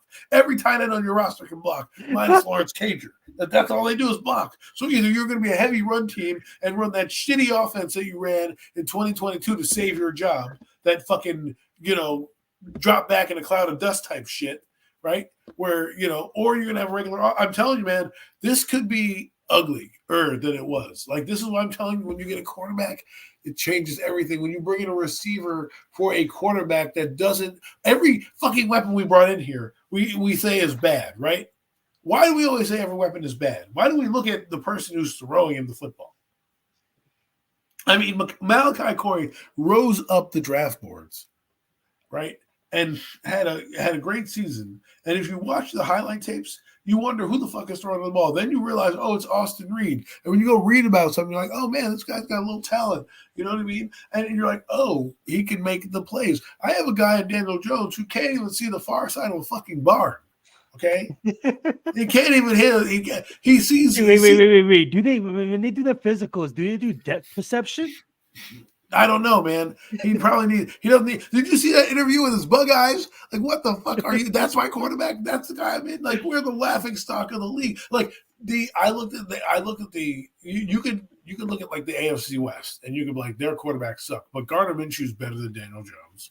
Okay, he has almost the same numbers and has played less games. Go look it up. I've already done the comparison. You have and you have Aiden O'Connell who plays some games. You have fucking Patrick Mahomes. You have Justin Herbert, and you have now Bo Nix. All right, and they have Zach Wilson. You could arguably say we are the worst quarterback room in the NFL. And the problem is we definitely are, bro. There's nobody in the pipeline that you're like, oh, there's a Sam Howell here. I feel good about this. They've spent no money on the quarterback position except for Daniel Jones. That's why I'm like, I want it to blow up in their face. Like, if you're going to be this negligent at the position, you might as well die with the position. You might as well die with this fucking idiot that you look how much coaches went down. Look how much coaches. I mean, like, Daniel Jones should be called the Grim Reaper, man, because Danny Dimes, you coach Daniel Jones, you never get a job again. Jason Garrett, dude, coaches talking about Daniel Jones, we're talking about he's the death of me. Fucking Pat Shurmur is in college. He's fucking barely hanging on with Colorado offensive coordinator. With barely hanging on with offensive coordinator. Not Brian Dable. Ben McAdoo is actually with the Ops. He's with the Cowboys. Yeah, but he didn't draft Daniel Jones. Okay, Jason Garrett's on TV and basically gave you the wink and the nod as to why he was on TV. He was like, the quarterback situation, wink and a nod. Our team doesn't even like our fucking quarterback. They're calling him out, said, so we should have paid Saquon Barkley. Our fucking first-round pick doesn't even pronounce his name right. Like, if you don't see how comedic, our general manager goes to six pro days of quarterbacks, and only out of all six, one of them, he's like, I have conviction on going to get one guy. Like, hey, you know what? I need a house. I'm going to go get that house. Oh, sorry, I can't have that house. I guess I don't have a house. You know what I mean? Like, that's basically what you did. You were like, oh, it's, you know what? I can't get it. Okay, boom, kibosh. Right? And then instead the guy comes out, JJ goes, oh, and you don't even pick the guy. Like, you didn't even, and the thing is, you have to trade assets to get him. You didn't even have to trade assets. He fell right to you. And you still took Nabers. That I almost wish that LA took Nabers, so we would probably take. I was clenching my back. I wanted LA to take Nabers so effing badly, bro. I was like, take Nabers, Jim. Take Nabers, Jim. And then Jim does it again. But it's fun. It's funny because I hope Joe Shane also. This is gonna be like a reality show. You know, you watch a reality TV show and they're like, you're not gonna fucking hear about this, and you're like, bro, the cameras are rolling, right? Well, I hope the cameras are rolling when the entire draft told them that they were going up to get Drake May, because to me, you don't really believe in Daniel Jones. That's what it tells me. And you can spin it like we went up and tried to get a quarterback and did all this bullshit. In the actuality, you tried to get a replacement for the guy, and it didn't work out, which means you were sniffing around and trying to do it, which means at the next shot, you're probably going to be able to pull it off next time. So what I'm thinking is happening right now is forward thinking is Brian Dable is going to get the can next year, and they're going to bring in Mike Vrabel or Brian Johnson in here, and then they'll get their quarterback, because you can't be that stupid. I'm sorry that we've taken this draft talk to this, but when you think about it and you talk it out, because this is really a talk session right now for me. I'm trying to get a lot of shit off my chest about this team, because I really am wavering walking away. I even texted an Eagle fan like, hey, man, you better make room on the bandwagon because I might be coming over. You know what I mean? Because that's how I was ready to join the enemy, because that's how pathetic Daniel Jones is. And to sell me, to sit there as a GM and sell me that you're good with your quarterback room, you've got to be out of your mind, because if this fails, which has a high probability of failing, because we've already seen it once fail, and now you're going to bring more now the pressure's even more on Daniel, because now you get a number one receiver. They've tripled down on you. You got to be the guy. You can't. There's no excuses now. I don't want to hear about Darren Waller couldn't, if he was only 6'8", could have caught the ball. Instead of your quarterback should have hit him in the gut, right? So my point is, if this fails, you're not getting another job again. Never. Brian Dable and Joe Shane. Well, yeah, they'll latch on like Joe Judge or whatever, but no one's gonna. Everyone's gonna look at you, right? That Buffalo days are gonna be so far gone. They're like, wait, what? You had Josh Allen, yet you still signed Daniel Jones, and then you ran it back. Even went to even in the building, guys like Jordan Renaud were saying people had reservations of going with a quarterback with 2 neck injuries. Like, what are you doing? Like, that to me is a bad investment. That is stupid. The overall beat, like, if Daniel Jones was healthy and he sucked, you could have been like, all right, at least he's healthy and he sucked. The guy's coming off major injuries, like injured every single year. Every year he was injured. Every fucking year, even the year that he was healthy, he was injured. Okay, and people forget that year in 2022 that they rave about. They went 3-6 down the stretch. Why? Because they played fucking good ass teams. 1 year, Adam, at over 15 touchdowns. Yeah, not even a touchdown a game. Give me a break. Like that's ridiculous. Fucking Jalen Hurts has 15 touchdowns rushing. That's like 1 a game. And people poo-pooed him. I got guys yelling at me like, oh, they're only tush pushes. They still count as touchdowns. Like they don't. I will say this right now. You're gonna need more than Malik to save that kid's career. Listen, but good luck, Giants. Continue, Adam. As we close it out. Blake Corum, there you go. That's what you're talking about, Rams. That's a selection. Look at the Rams loading the fuck up with receivers, man. Look at that draft 40 years ago. You know what, man? Like the Rams. This is what I mean. When you have a quarterback, you can do whatever you want. We can't. Okay, and the thing is, this is why Malik Nabers, I hope you have a great career with the Giants. I think you're a stud wide receiver. It was nothing against you.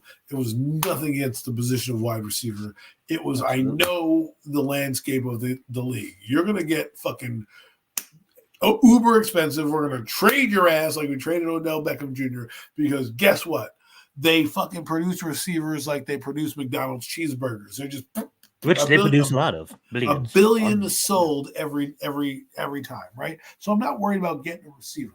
What I'm worried about is the Giants have fallen back on their normal. I think Malik Nabers is waiting for next year too, and he can get his quarterback. The Giants do rinse and repeat. We compete and we rebuild at the same time. That's exactly what Malik Nabers is. It's a compete while rebuilding move. Sure. And the fact that you went defense twice when your offense is bereft of talent, don't get me wrong. I'm kind of happy with number 2 though. I like that safety, but still, you went defense twice. No, I get it. He's McKinney. He's Xavier. He's Xavier that's McKinney. Good. That's a good yes. Right, like when they went Xavier McKinney in the second round of 2021 draft, I think it was because they were like, yo, we couldn't. He was too high of a board. I get that. That's fine, but you have 6 picks. And you probably should have gone all offense. Your running back room, and I told myself that kid Turbo that they signed, that was their running back that they were going to get in the draft. Yeah. That kid Turbo that they signed after the combine is basically their draft pick. Okay. I would say this though. I would want to go to a place where the Giants can actually build the organization rather than just renting players on their rookie contracts. Because at the end of the day, we have Andrew Thomas, congratulations. We have Dexter Lawrence, congratulations. We draft the DT every year. We do, and I would have gone DT if the can we draft a quarterback? I don't think the DT give me something was available Spencer Rattler for the right cost. What I would say though is like a lot of DTs went right before our pick 2, no Mets. But here's the thing: like, can we just stop for once and actually acquire our own? Because we don't go out there, we don't pay our premier safety that can compete in the NFL, but we go out there and we go get another one, which I understand. We have 3 more picks. We do this so much. Is we get these players on the rookie contracts, and we don't develop them, or we develop them and we don't pay them. Okay, and then we don't pay them, and then they go off to other teams and have pretty good. Drew Lock's being the starter this year. So I just have a feeling. Yeah, at the end of the day, you're not crazy, because I do believe the same thing, because I don't think Daniel Jones is ready to start it, and if he is ready to start it, then I don't think look at this offense immediately. Because what are you surrounding him with? Like we think the offense is great, right? We're like, we're alpha dog. But then when you look at when you look at think that certain fans when you look at the offense as a whole, mm-hmm. you got rid of Barkley, Waller's gone, you have a disgruntled Darius Slayton. Yes. Okay, Isaiah Hodgins did nothing, right? Absolutely. Wanda Roman Wilson, good pick. Robin just keep on good. Yeah, exactly. You know how to pick. Hard receivers, at least. Sorry, I lost my train of thought. I'm sorry.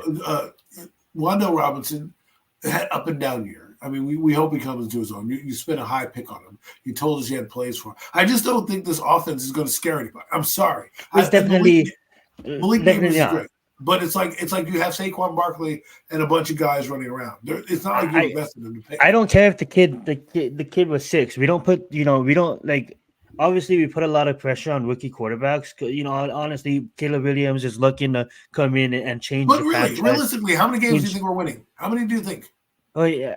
Let me just say this real fast. Caleb Williams, he's coming into Chicago to really go and change that franchise, and we do look at that. Right. But I think with Malik Nabers, I think as a Giants organization, we're going to be putting too much pressure on him because he's the only guy we have. So that being said, I mean, like DJ clearly is not going to see him. Slayton clearly wants out. He knew he was bringing back DJ. Absolutely nothing against Waller's mental, but he probably retired because of that too. Because of I'm just saying DJ as well. Listen, bro. That being said, how much wins though? Here, I'm gonna give you the wins. Malik Nabers, he's a dog. We all know he's a dog, but obviously the NFL is full of dogs. Okay, everybody talks about SEC. How long did you get to the playoffs with Odell? Everybody talks about SEC. Adam, he went against dog SEC. Future draft picks. Adams got some draft picks here in Alabama and Missouri. This guy roasted everybody that went against him in SEC. 150 yards a game, over 100 yards a game. Absolutely, Matt. You know you really we got you, dog. You know that. That being said, hopefully Alex and you guys are having a great stream. Shout out to you guys as well. We need Spencer Rattler in the 4th, Mac. We definitely need Spencer Rattler in the 4th, or at least another quarterback, maybe that Tulane quarterback. But I would say this. Or Jordan Travis, number 6. Jordan Travis, he was on track too, and that guy is a veteran of college football, playing 5 seasons, having good numbers last year as well. And then obviously transferring to Florida State and looking good as well. But I will say this, that's the SEC. So Malik Nabers, he had over 100 yards every fucking against good SEC. Yeah, he fought with Jaden Daniels. SEC. He fought with Jaden Daniels to get the ball. Yeah, this is the NFL.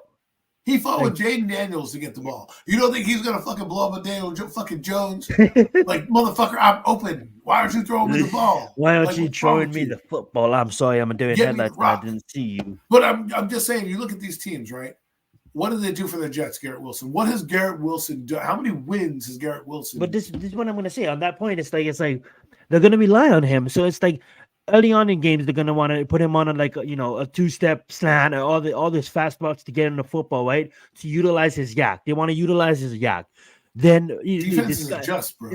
Defenses absolutely adjust. But not only that, they're gonna know what you do in week 2 after tape of week 1, and then absolutely you're gonna go even try out there and do stuff different. But at the end of the day, this guy's gonna be targeted a shit amount of times, bro.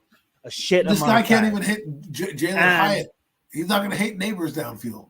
And if Daniel Jones, I'm I'm with you on that. Daniel Jones is going to have a problem, getting the football to the open receiver as well. Even better, great offensive line. So at the end, even though we don't even know what our offensive line, that's why I said even better. We're going to be 3 yards in a cloud of dust.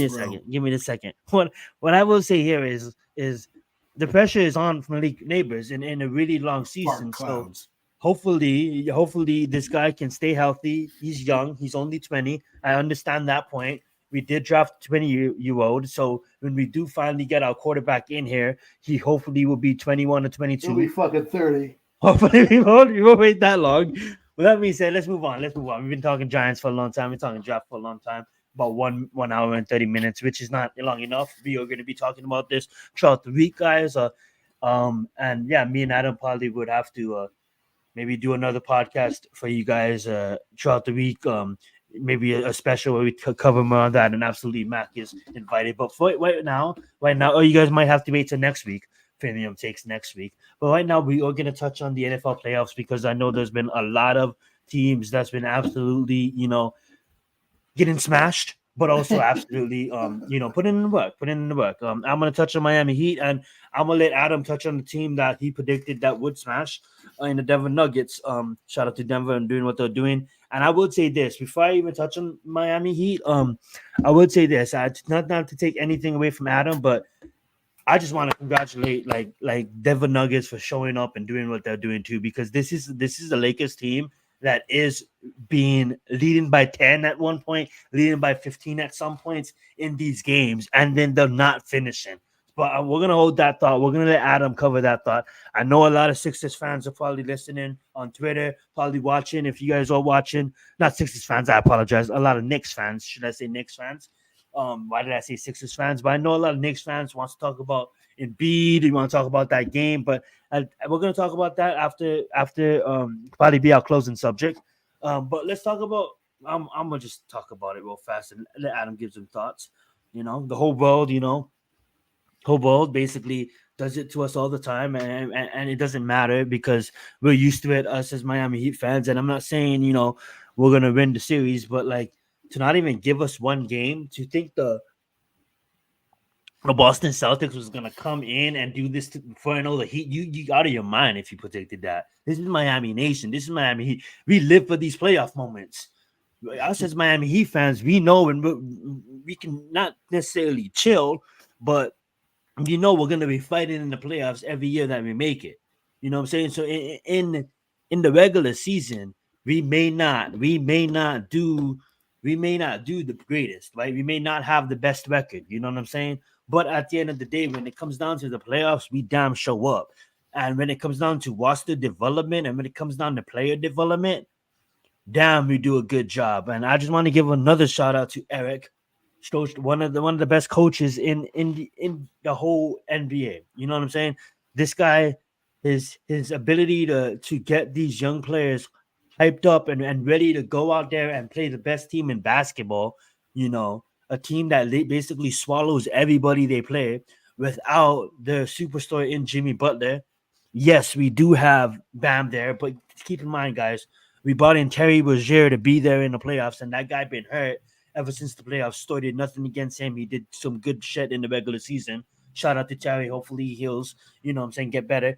That being said, though, Jimmy Butler as well. So without Terry, without Jimmy Butler, nobody expected us to go out there and do what we do. But what we do is we did what we do. We go out there and we beat the Celtics at home.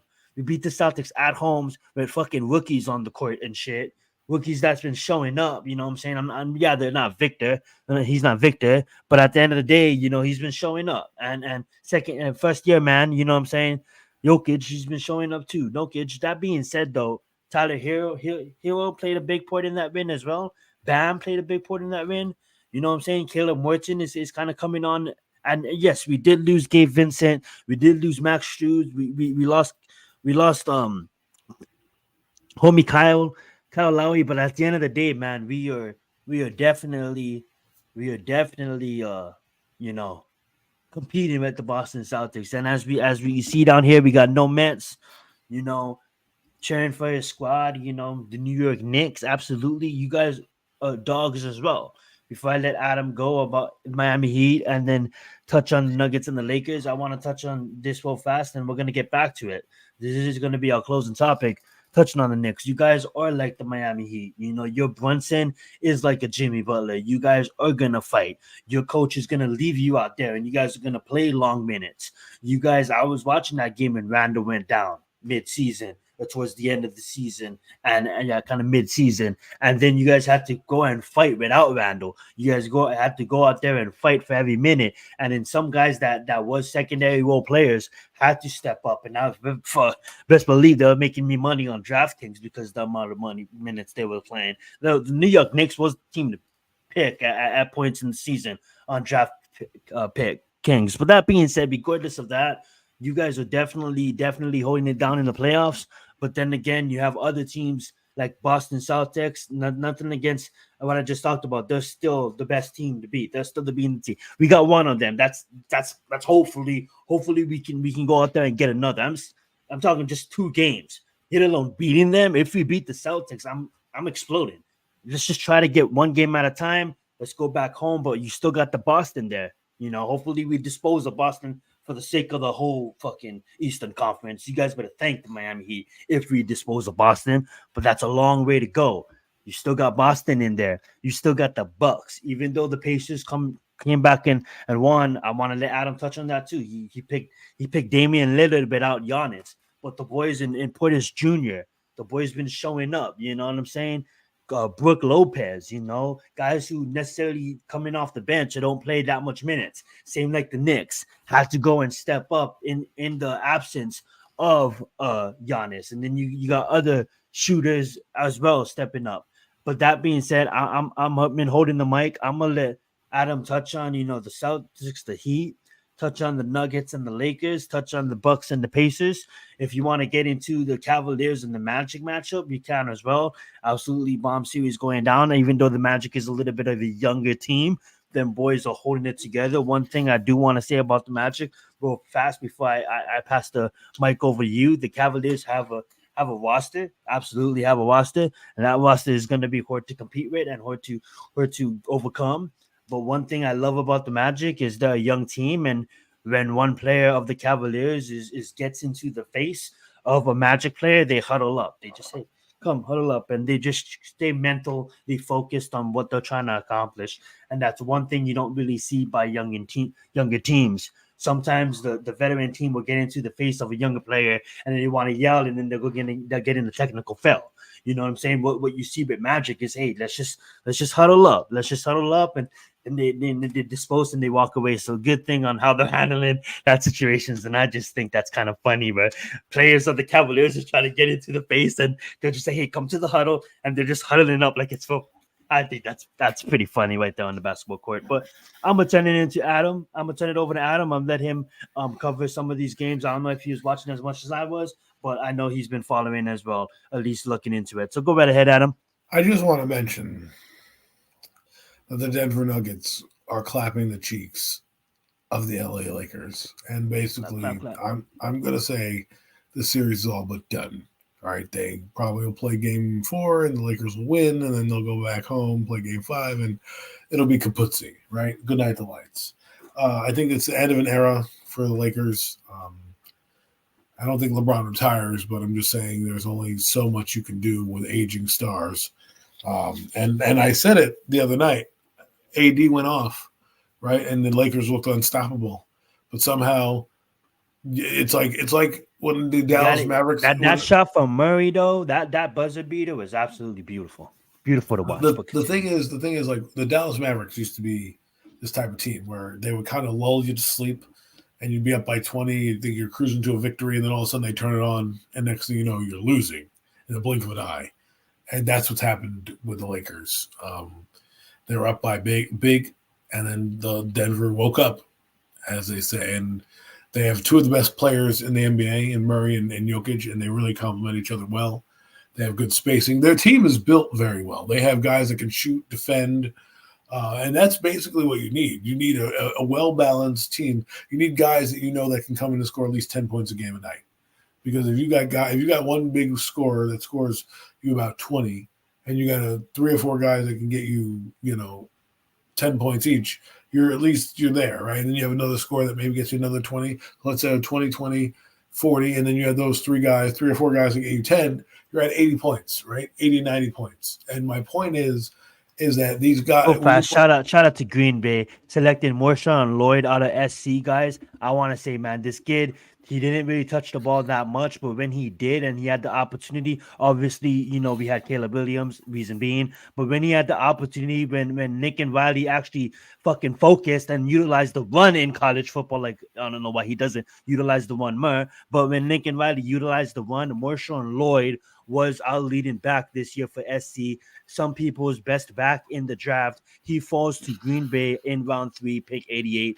Bomb choice for Green Bay. Continue, Adam. So I'm just saying. I think Denver is. I think they might have some trouble with the Thunder, who are young and have nothing to lose. The Thunder look dominant. The Thunder. But it's funny because the Thunder look like reigning champions.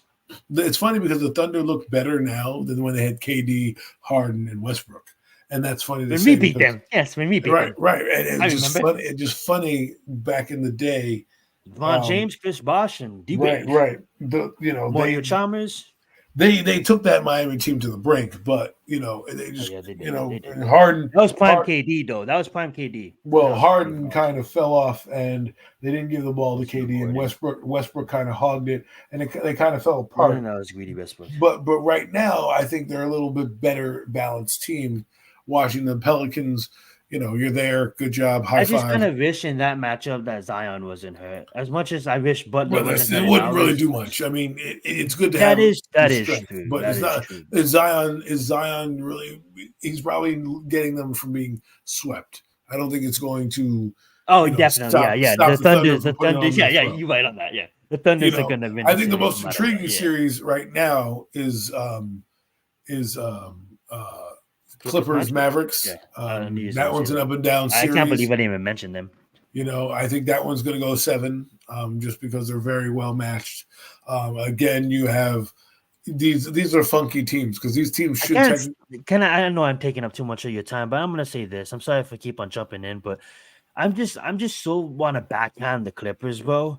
Like they have one of the better rosters in the entire NBA. In the NBA, bro. And they can't do nothing with it, dude. They do nothing. I don't know what dude, it is. Every year, like up the Clippers. They got Kawhi Leonard, they got this, they got that, and they fucking are mid by the time they get to the playoffs. And now, like, I'm not saying like the Mavericks are like a dysfunctional family out there. They don't know what the fuck they're doing.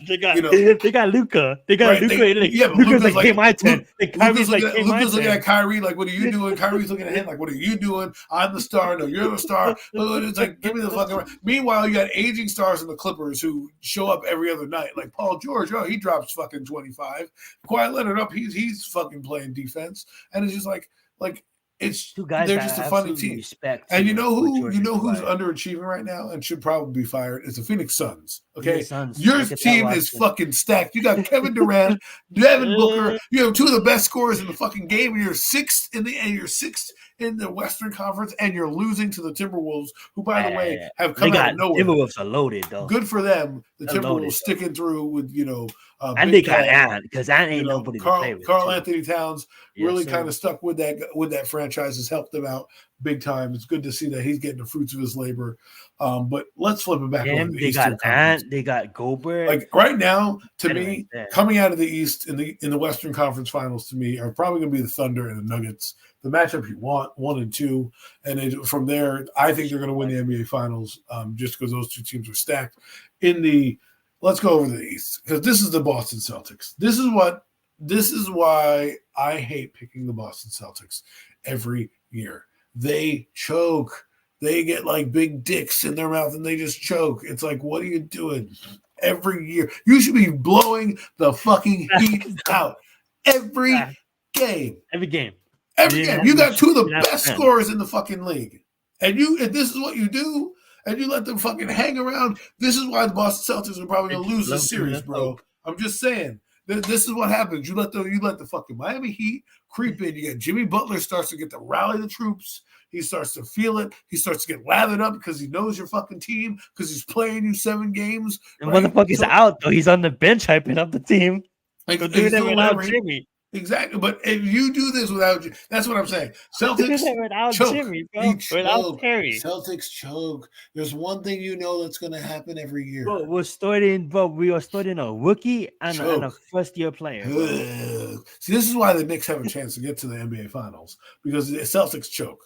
Okay, I think the Cleveland Cavaliers are young and fun, but experience will get there. I think the Pacers are playing a Bucks team. If the Bucks can fucking get it together and just get their heads out of their asses, they might be able to do something. But the Knicks have a clear path to getting there. Do I think they can match up with the West?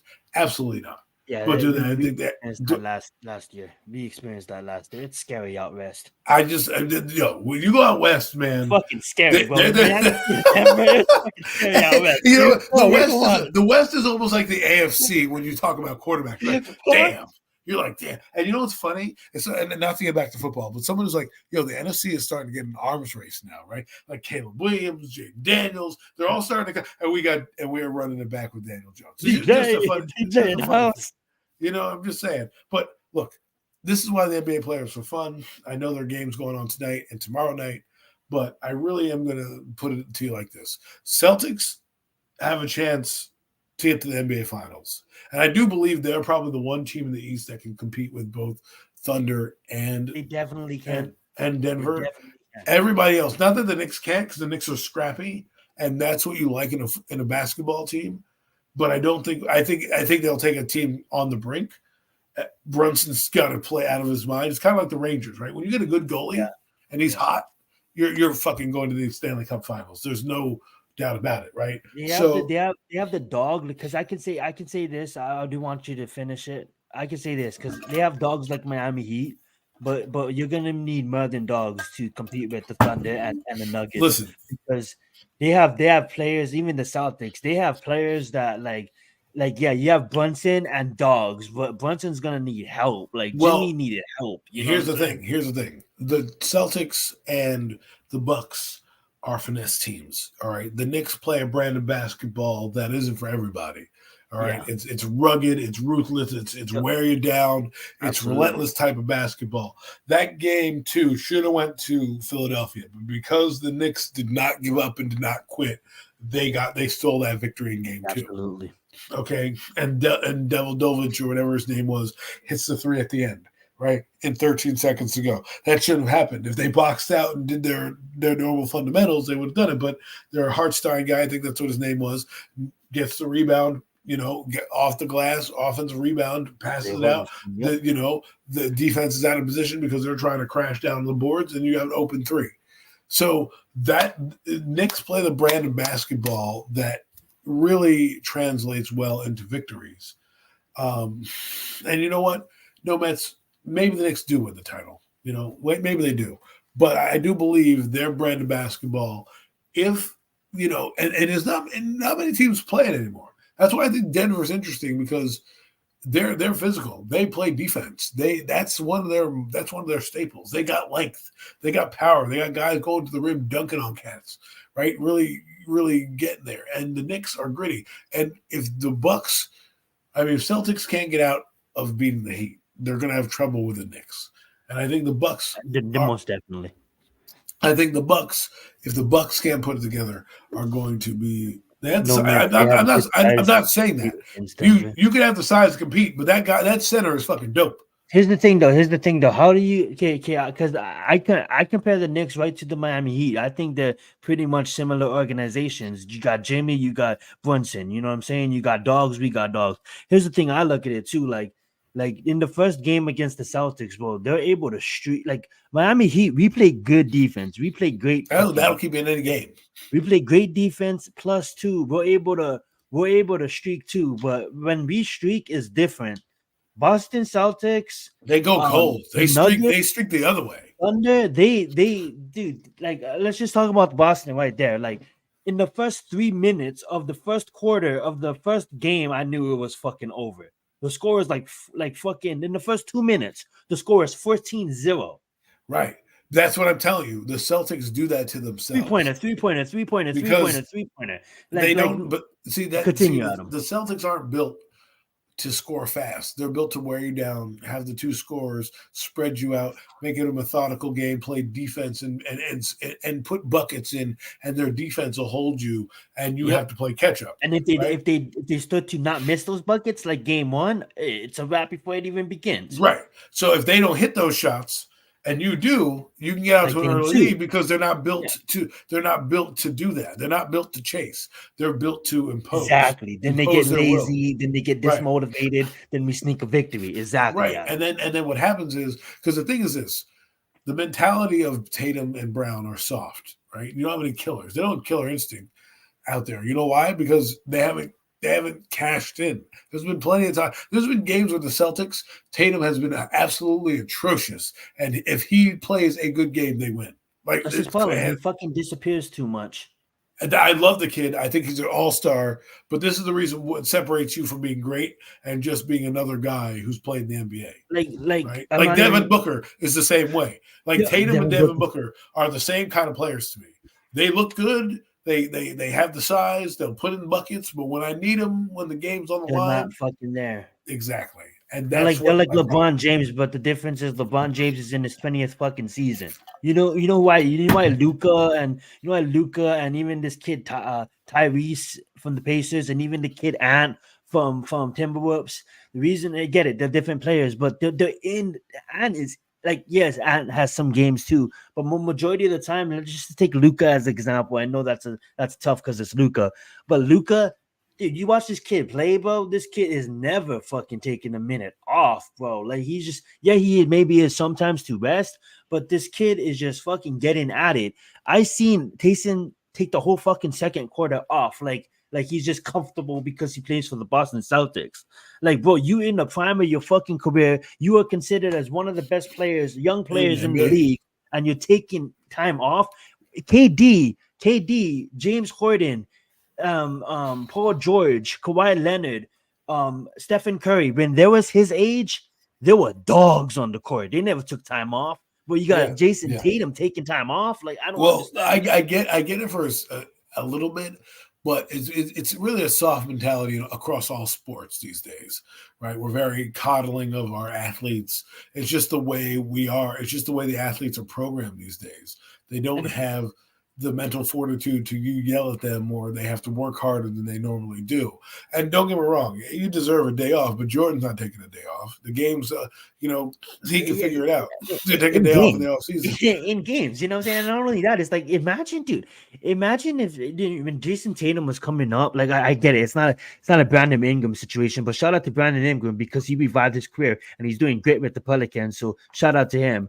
But if you look at Tatum, and I know you was really high on this kid too, we can both agree that, dude, if this kid really gave it his fucking all, I honestly think, dude, he would be in those Jokic, in those Giannis, in those Luka conversations.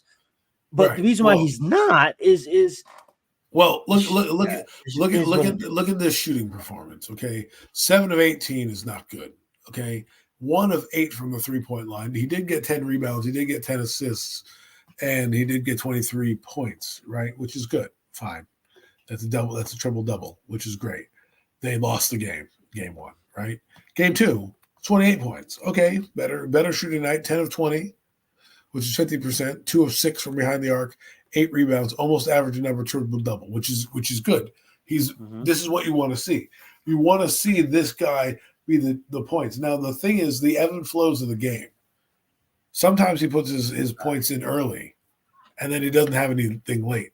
And I think also Jaylen Brown is a counter to Jason Tatum, because you look at Jaylen Brown, he actually carries the team, 33 points. You know what I mean? Like, he is a scorer, 70. Like, if the thing is this, if the Celtics have both guys doing badly, they're losing. If Tatum does poor and Brown does well, they usually lose. If they kind of are like this, 33 and 28, they both win. But Brown, they went out there, right? They went out there and they grabbed like Porzingis. They grabbed Derek White. They grabbed all this shit, right?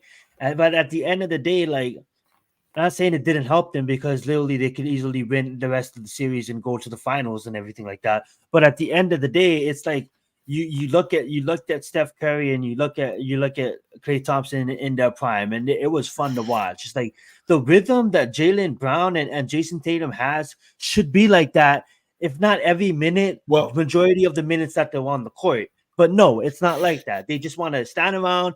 When Taysom should drive, and this is the ops telling you this. I'm watching the game. Jason, be aggressive. Drive to the hoop and lay up on this fucking guy. He's a guy that is literally off the bench of Miami. You know what I'm saying? I believe his name. I forget what it was. But at the end of the day, instead of just driving and being aggressive, he goes and he tries to shoot a shot that's not open. Like, just like literally dumb fucking choices in IQ knowledge of basketball. Like, go be aggressive. I'm not saying you're like a LeBron James aggressive, but at the end of the day, like, make smarter choices. Don't get lax. And I think in order for Tatum to build a legacy, he's got to punch the ticket to at least the finals, right? Not, you can get to the Eastern Conference Finals, you can be Reggie, but unless you're like Reggie Miller and you're dominating in games. Where's Miami Heat, dog? Is his kryptonite. Even Reggie Miller went to the finals at some point. You've got to cash that ticket in, because that's in basketball. Your legacy doesn't necessarily need to be a championship to be a good player. Like the standard is different than in the NFL. In the NFL, people don't think Philip Rivers is a Hall of Famer because they have a championship, even though he has Hall of Fame numbers. But Charles Barkley, is a Hall of Famer, even though he won one champion. He didn't win a championship, right? Who's another guy that didn't win? That was Allen Iverson. Allen Iverson, perfect example. Went to one finals, didn't win, but still a dog, right? Still a Hall of Fame player. I'm not taking anything away from Allen Iverson because he didn't win a championship. But anyways, that's my finals recap. I think it's gonna come down to Boston and Quickly on the Suns right now, we've been multiple championships. It's true. I'm just saying. It's true. It's true. It's true.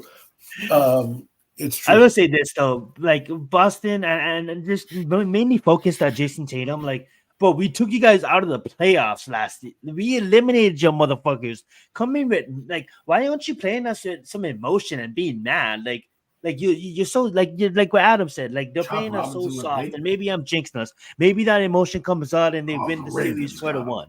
But at the end of the day, instead of the Boston Celtics coming out there and really being aggressive and taking it to the Heat and really, really owning the moment, you're the best team in basketball with the best record in basketball. And you let the 8 seed without a Jimmy Butler, without Terry Rozier, injured fucking Wasted shot the whole season, compete with you. I just don't understand. And give us hope, because all we need is hope. Because the next minute you give Miami Heat no hope, the next minute you're on the fucking couch watching the finals, watching the playoffs. So all we need is hope, because you and the Knicks. I would say you and the Knicks is a really, really tough matchup for the Heat. But and obviously the Celtics, I'm not going to rule out the Bucks, I'm sorry, and the Cavaliers. But at the end of the day, the only team that I was scared of is Boston Celtics. Truly.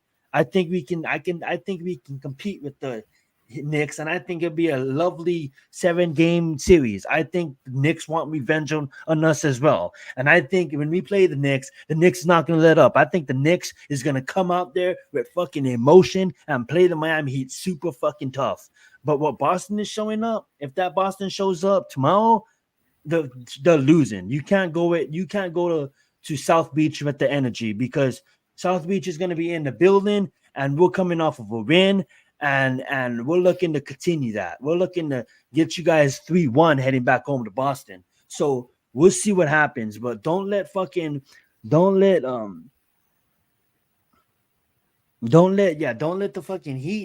Heat go out there and beat you guys, Boston, because if you do, that's fucking embarrassing, because you guys have a roster to beat the Nuggets, and that stands for something, you know what I'm saying? And I just want to say, shout out to Miami Heat and Pat Riley again, because Pat Riley and Eric. I want to give a shout out to Eric. Lakers wish Pat Riley, and I want to get on that comment too. Absolutely facts on that, Tommy. And then also, give a shout out to Eric, bro. That coach, like, fucking always standing up, always fucking involved, always fucking getting mad, yelling at the players when we're up by 10. He's getting mad at them because they're not playing defense good enough. Like, I love this coach, bro. That's one of the best coaches in basketball, and I know there's a lot of good ones. Adam, any other thoughts on the draft, on the playoffs, on anything? What you want the Giants to do in the 4th and 5th round before we head out of here? The Giants draft has been pretty weak, but we'll see what happens. I'm not happy with it. I won't be happy with it. I still think we need a quarterback no matter what. And I'm not rooting for Daniel Jones anymore. Malik Nabers, hope you have a great rookie season. But I don't think this Giants team is doing much these days. This going forward. But that's all I got, and we'll see. Yeah, and I want to end this because I know we touched on it earlier, but we didn't talk about it. Like, I know a lot of Knicks fans has been complaining about the way Embiid has been playing. At the end of the day, guys, you guys just have to go out there and you just got to just beat him on the court, no matter what finessing or what kind of stupid shit he's doing. He dropped 50 the other night. You got to give him credit for that. But I know I've seen some of the grabbing of the ankles and shit like that. At the end of the day, the Knicks are capable of beating the Sixers and handling the Sixers, and you guys continue to go and handle the Sixers. That being said, guys, appreciate you guys all for being here tonight. Thank you guys so much for joining. Thank you, Tommy, holding it down in the chat. We had no Mets holding it down in the chat as well. We had The Miz in here. We had Tudo. We had our man Mac stopping by for a little bit. Shout out to him and Alex for hosting the draft on Alex's channel tonight. We had Daniel popping in early. We had Raphael in here. But without further ado, we're gonna throw our first up for our homie Jeff. You know what I'm saying? Always have to do that. That being said, guys, it's been another great edition of Premium Takes. Hopefully, we gave you guys some good knowledge on the Giants and then the organization and how we feel about us going a quarterback in round one and the rest of the draft and how it's panning out. Hopefully, we can go and not quarterback in round one. Sorry, wide receiver in Malik Nabers. But that being said, guys, that's gonna do it for this week's episode. You guys have an amazing weekend. Enjoy the third day of the draft, no matter what team you guys have been rooting for. If you guys are going to be watching the UFC, it should be some fun fights. If you guys are going to be watching NASCAR, it should be a fun race. That being said, I don't know what other sports are on this week. I guess cornhole might be on TV. Stanley Cup playoffs is going on, so maybe some hockey. With that being said, we'll try to keep you guys updated in the latest world of sports. That being said, thank you guys always for holding it down with us on a Friday evening. Let's get it. Without further ado, I've been Zion Zenith. That's been Adam Costas, Premium Takes Crew. Mac will be here next week. Don't worry, guys. We'll have Mac back on the show next week. But let's get it. We out.